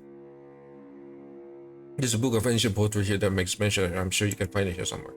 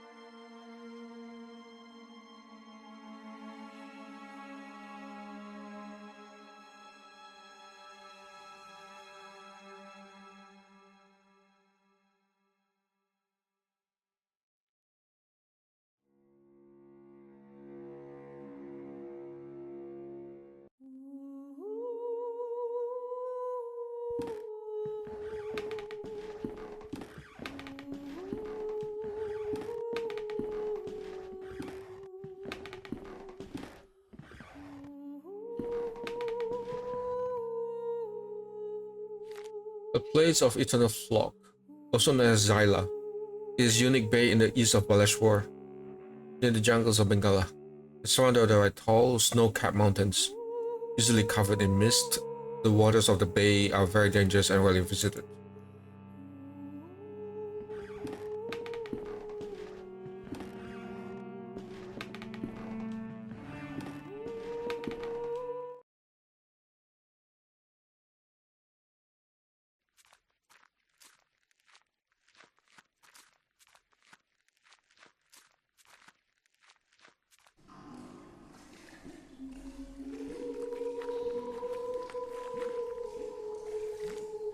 I mustn't fall asleep. I heard them crawling.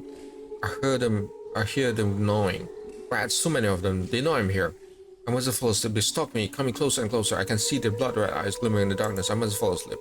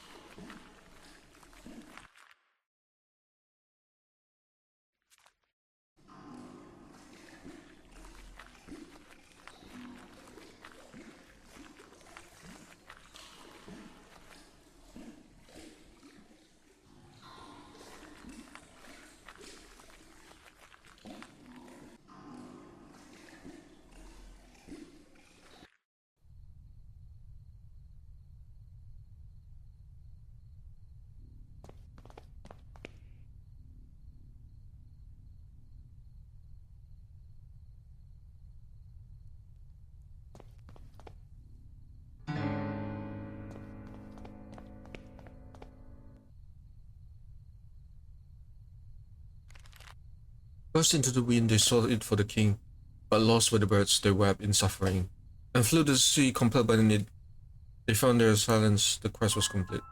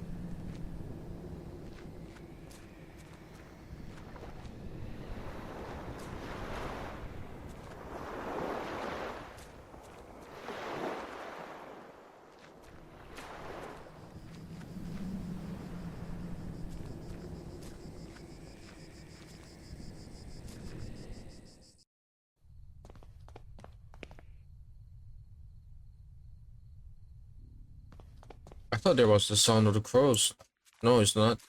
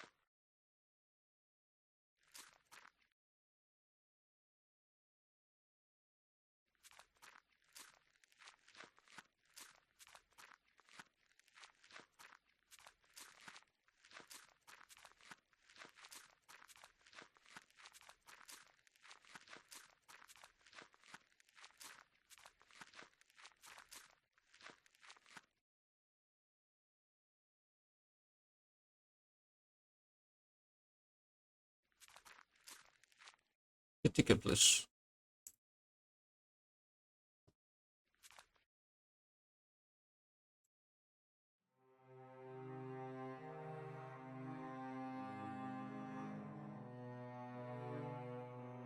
The four witnesses.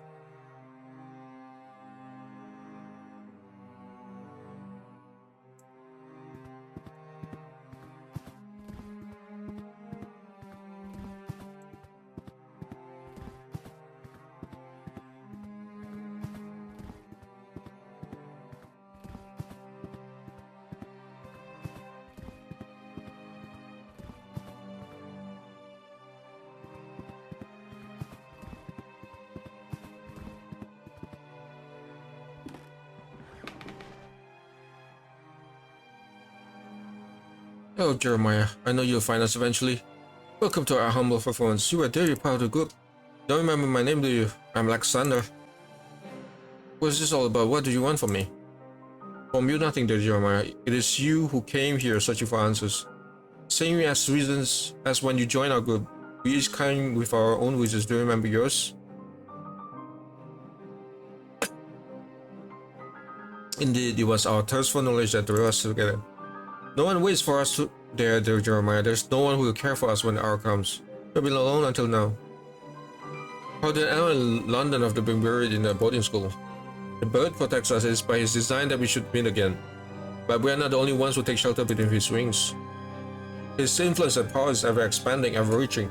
You not feel him beckoning.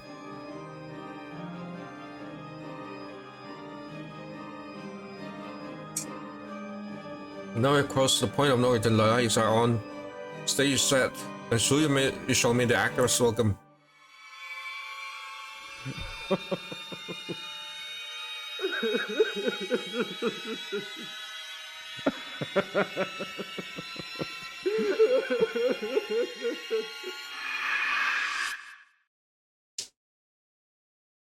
This belongs to you.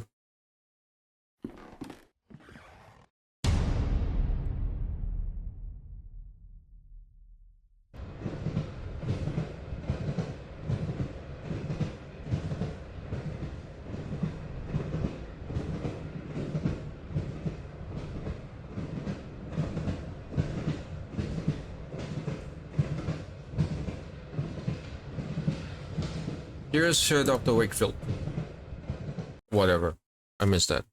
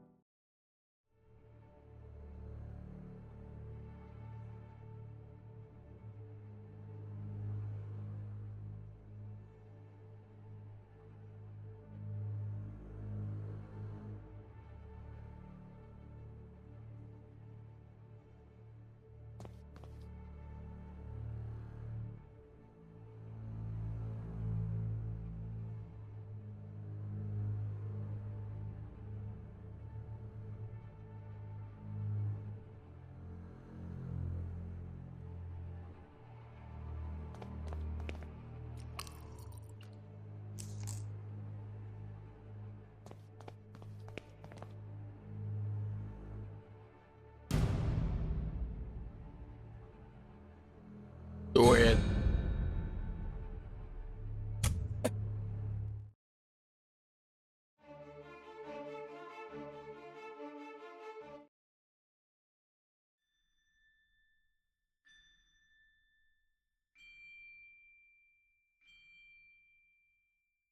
Can you see all the stars twinkling in the black outer abyss? All the constellation traced by human eyes and long-distant airs.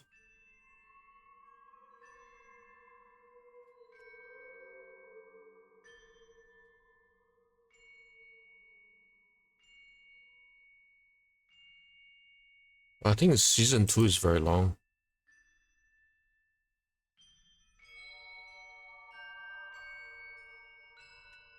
Look now to the forest and the valley, to the old tower, from last tree in the distance to the stars in the sky, and even the stones beneath our feet are just silhouettes that hide the truth from our poor senses.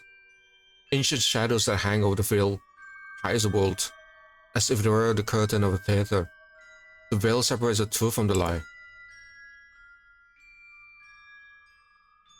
The veil is a place, David, a place of mist. Anthony's great ability is what you hear, but his influence will soon fade away. The mask of lies will descend over your eyes once again. You must find the door as I did. The door that gives passage to the veil. Open it and we will walk together beyond the mist.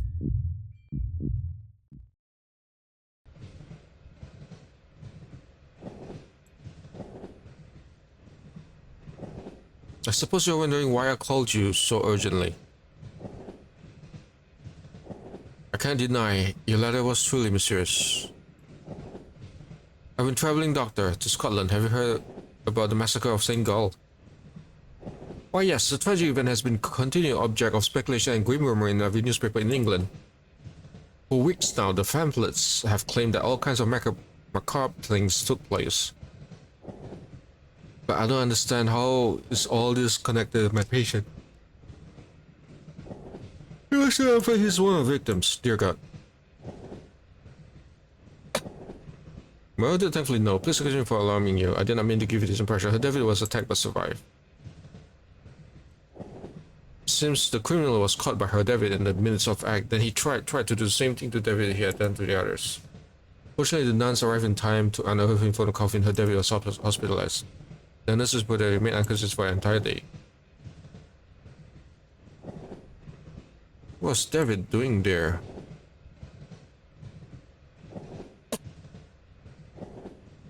Many years ago, the St. Gall Hospital was a boarding school. It appears that both the patient and Mr. Beach would spend a part of their youth together there. You can assume that her David was investigating something. He believed he had found a clue related to his friend's death. What was the cause of those awful deaths? No one knows for sure. The victims were inflicted with terrible wounds. All of them had expression almost terror in their faces. I suspect you did not find Mr. David in the hospital. Indeed, he was already gone by the time I arrived. I have not been able to determine his whereabouts since. I see. What conclusions do you draw from all those circumstances?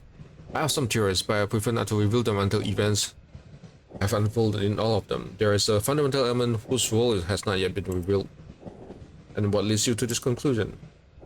It's something that host is found beside her David within the coffin. An empty hypodermic needle with traces of an unknown substance.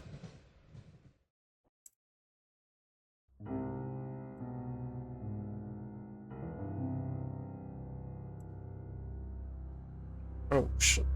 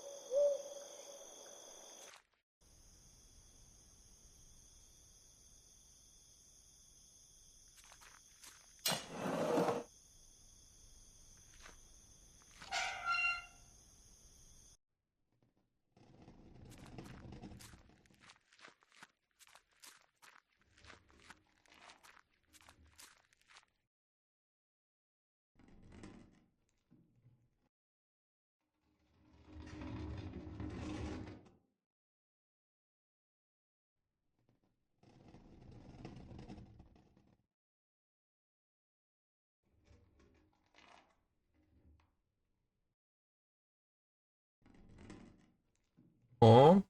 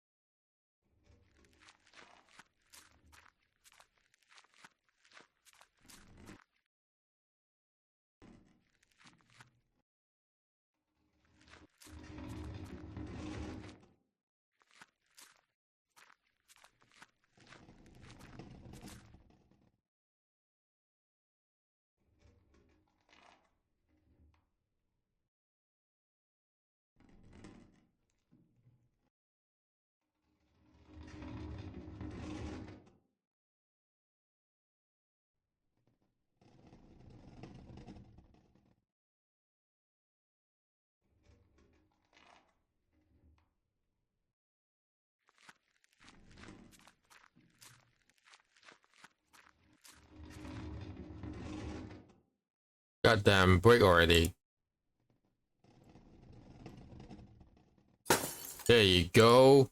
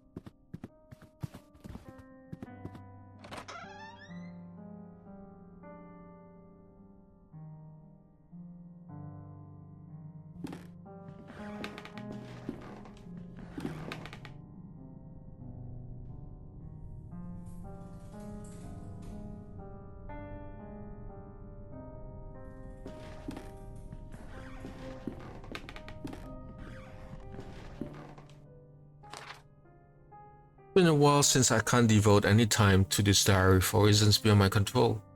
An event most tragic has taken place in his house. Mr. Dupre has gotten ill, immersed in an everlasting stupor from which it seems he shall not return anytime soon.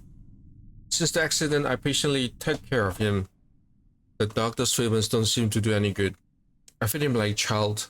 I make sure that all of the sculptures in the house are turned towards the wall. What else can I do? The cloakmaker just left. He has done such a good job. In the end, Mr. Dupre is not going to be able to notice the change. The clothes that he has so insistently requested. In his state, time will not be a problem anymore.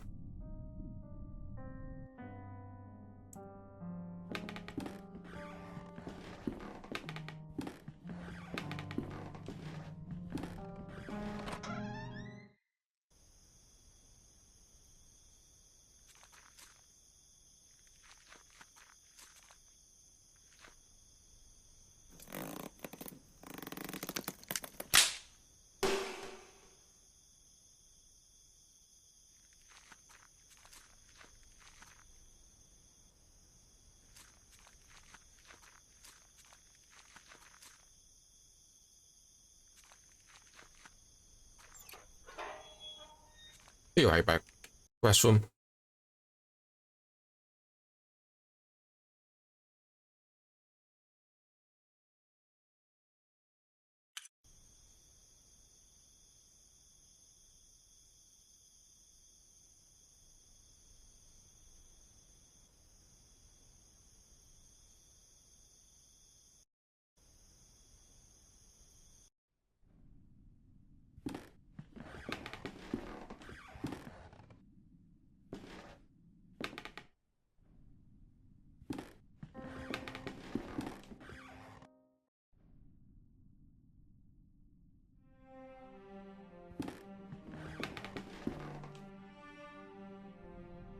Why are you sitting in a wheelchair? Is everything alright? Why are you sitting in a wheelchair? Are you hurt? Maybe you can stand? He's staring blankly at some distant point as if he has not heard my question at all.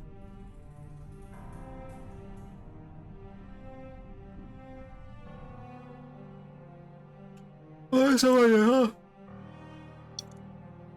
Alexander, please say something. I don't know what to do.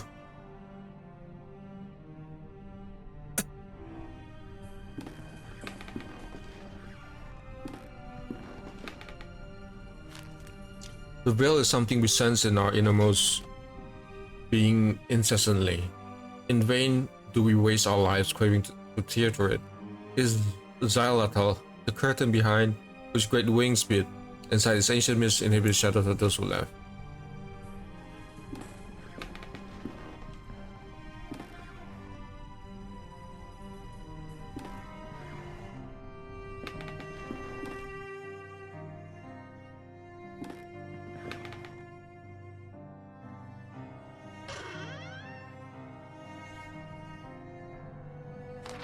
I can't walk in the basement anymore. Those wretched sculptures. I feel them stalking me in the darkness. I know it's not possible, but I can hear the crunches, the flapping wings, stone grinding on stone, their frozen paroxysms. With what diabolical art were those gestures conceived? An eternal movement, a tension, an impossible struggle to get back to life they never had. I might place them outdoors, in a greenhouse, and let the mold devour them and wasps make nests of their fallow hearts.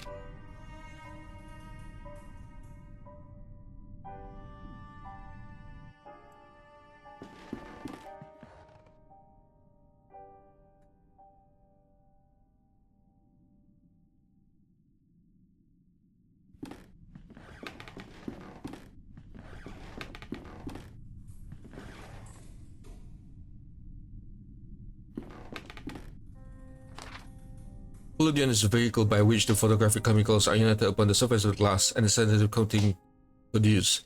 Many formulae are published for this article, to which great value is attached. Some supposing that it is particularly causes of failure or success. This is only in degree 2. This is done by pouring the plate upon about 1 ounce of the vitriol spirit solution and only then adding 5 to 6 drops of cyanide acid. Then the plate must be thoroughly washed in water to remove any excess of chemicals. They will almost require a chapter by themselves. A long experience convinces us that 9 out of every 10 failures occurs from a want of care, the presence of dirt, negligence. One cannot be over nice, careful, or cleanly. Best results always rewarding the most painstaking. If a mistake is made in the order specified in the formula, quickly flow clean, or the plate should start again.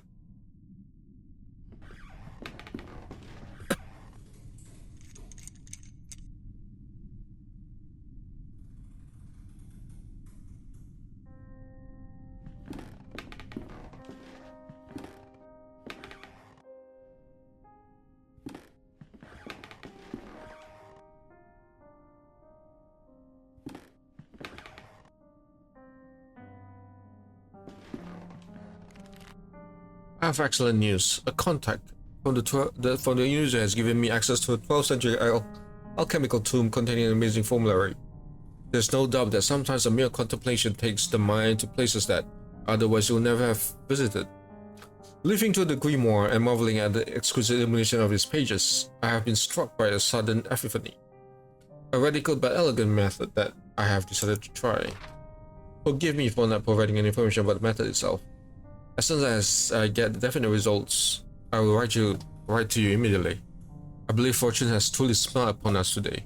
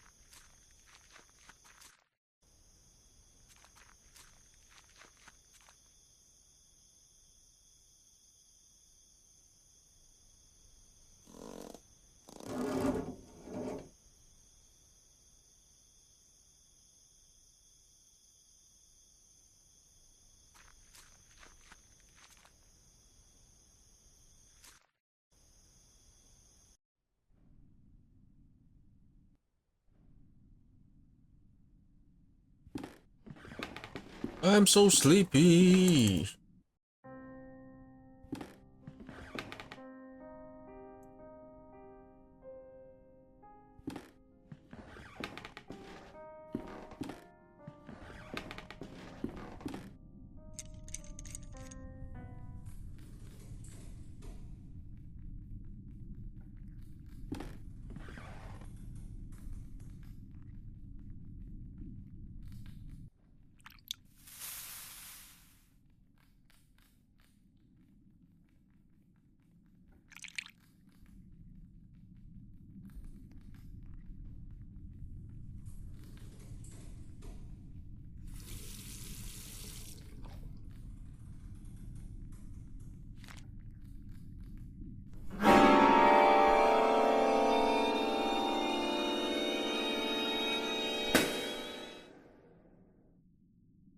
Yeah, that gave me a fright.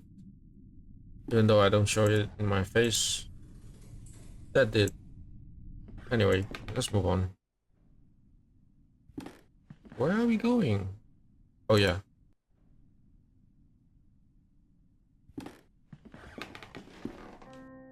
Alexander, you recognize this photograph. Take a look. There's you and our old friend Anthony. And there's someone else blurred in the background. Who's the third figure? Does he mean something to you? The bird awaits.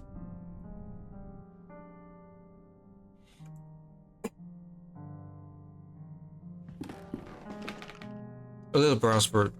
When shaken, it makes noise as if there was something inside.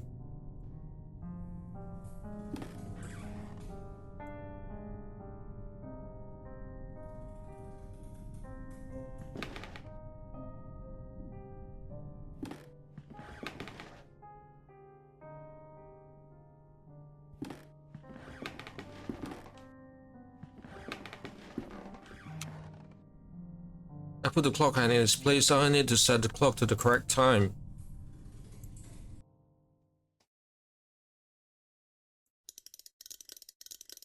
Down, down, down, down, down.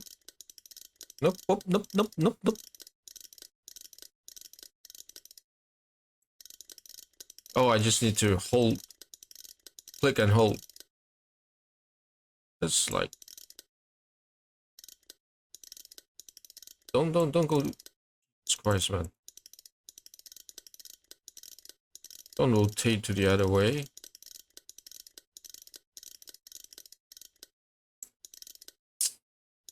What the hell?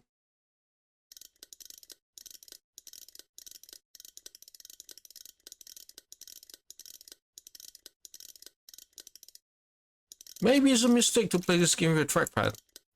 I'm sorry, not trackpad. Trackball.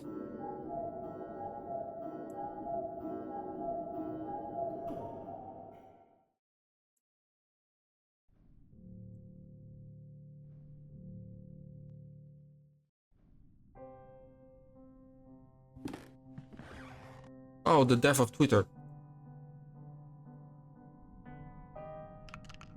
There was a key inside the thing. Okay.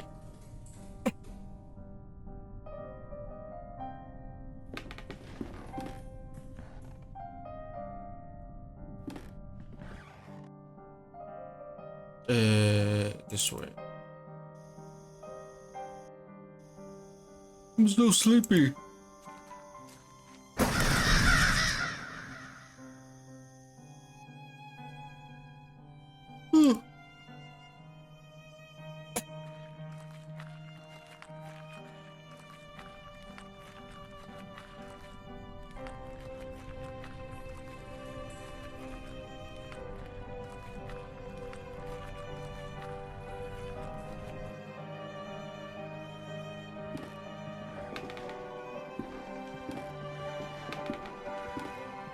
Am I supposed to be here? Wait.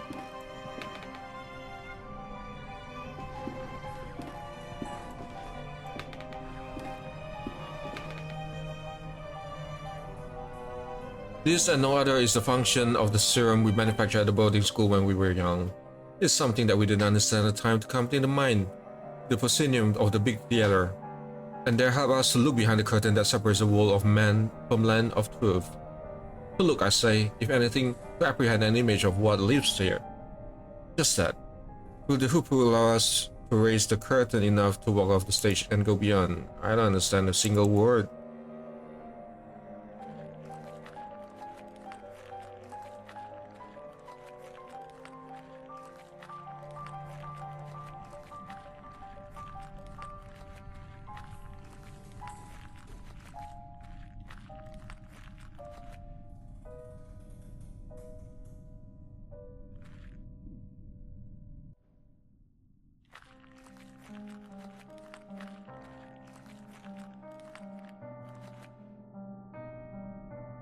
Oh, wait, I can open it up. Right.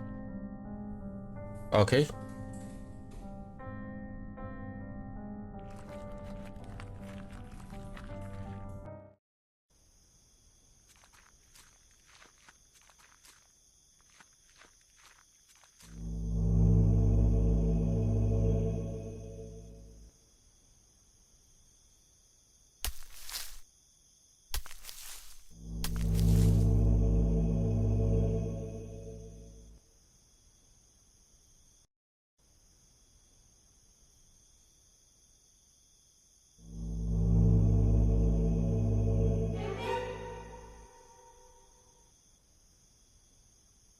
Skeletal fingers of the creature are clutching a roll-out canvas.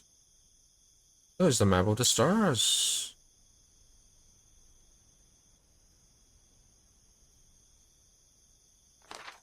Dear Alexander, undoubtedly your methods are definitely stronger than mine.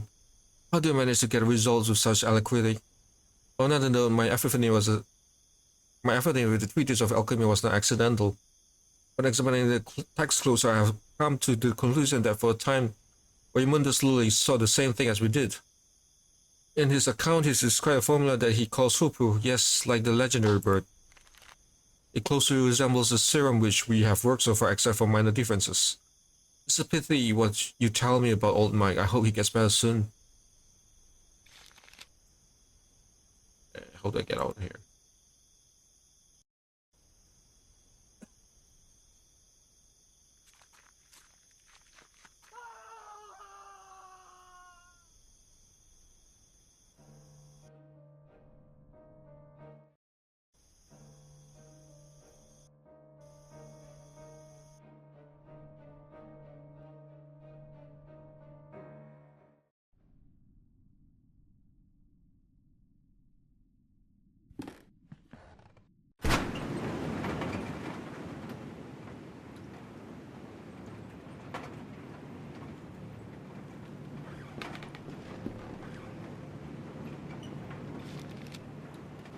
I'm writing this in the light of my desk lamp, hoping to be able to remember it all when the birds finally sing and the sun's blessing dispels the dark shadows of the mind. During whole afternoon, a strong wind hit the valley, so strong that it has cracked a larger branch of the old oak in the garden. I find it hard to get to sleep during this night, so I read aloud while accompanying the professor. I don't really know when exactly I fell asleep. I was awakened by the chill of the night, which was seeping through the open window. I looked outside, and I saw him. The professor was miraculously awake. It was my joy to see him standing in the balcony, watching the valley with a true serene expression, enjoying the fresh and calm air right of the storm. I felt that a blessing had fallen upon the house, and for a moment I felt immensely happy. I stared at him for a while without saying anything. Being afraid of dispelling vision, I hadn't believed possible for a long time. And then, in the midst of the silence, I heard a sound that froze me in my seat, and snatched all my calmness with such terrible chill that I will never forget. A loud noise beside me, a low pitch as a drag of slap. Mr. Alexander snore, who was pleasantly sleeping in his bed. I've already made a decision. I'll leave this house. Should I?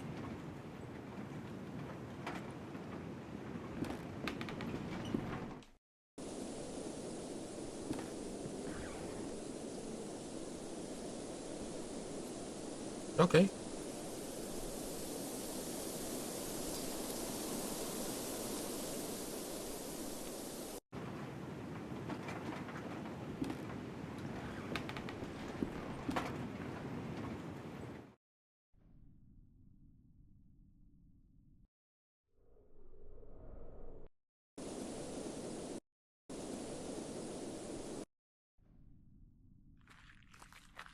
The walking, it's very... Yeah, sure. What was that? It was French.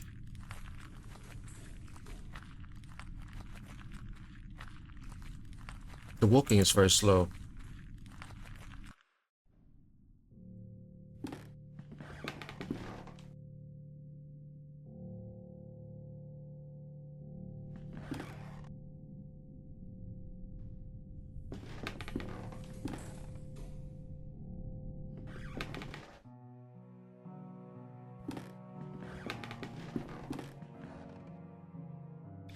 Dear Alexander, I'm terribly sorry about old Mike. Would you put him to rest in his very right place? After weeks of unsuccessful attempts, I have managed to distill the alchemy formula based on the notes you sent me. Certainly you're a master of this craft. The subject reacted to the serum as usual, rapidly entering into the state of waking sleep. Suddenly the convulsion stopped, and since then, he has not been responding to any kind of stimulation. He has remained in this state for many days. My diagnosis is brain dead. We should be our next step, Alexander. I'm worried. This could be the end of our research.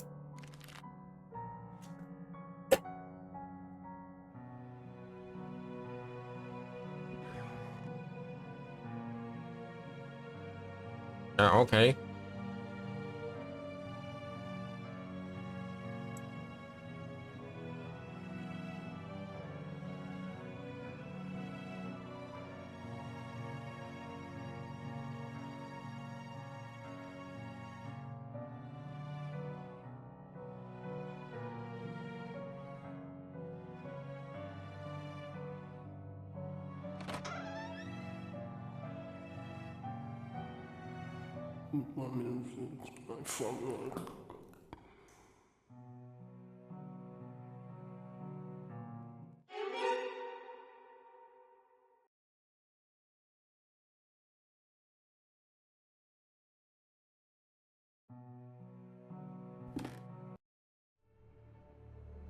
Alexander.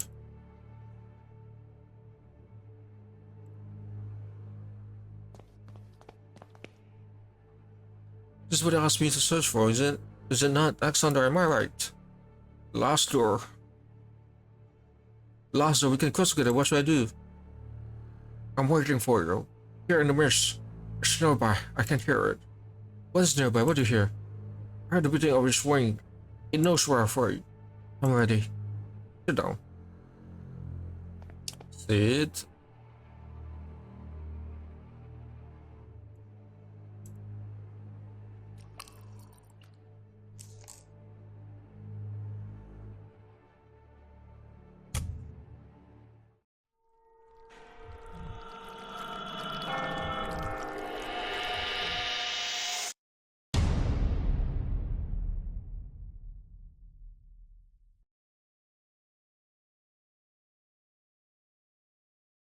Do you think that we'll find a clue here about David's whereabouts?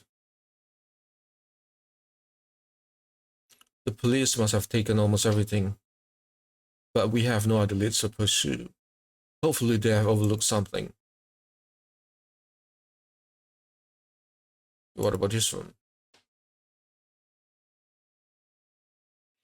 There's a sealed letter between this table and the wall. It looks like Herb Beechworth never sent it. I think it is best that you read it. Dearest Alexander, please you must reflect on this. We do not yet know what we are dealing with. If we were to open the door, it may stay that way, and open the way for whatever lives on the other side. Oh, is it the end of the season 1? I'll continue with the season 2 next time. I'm getting sick again.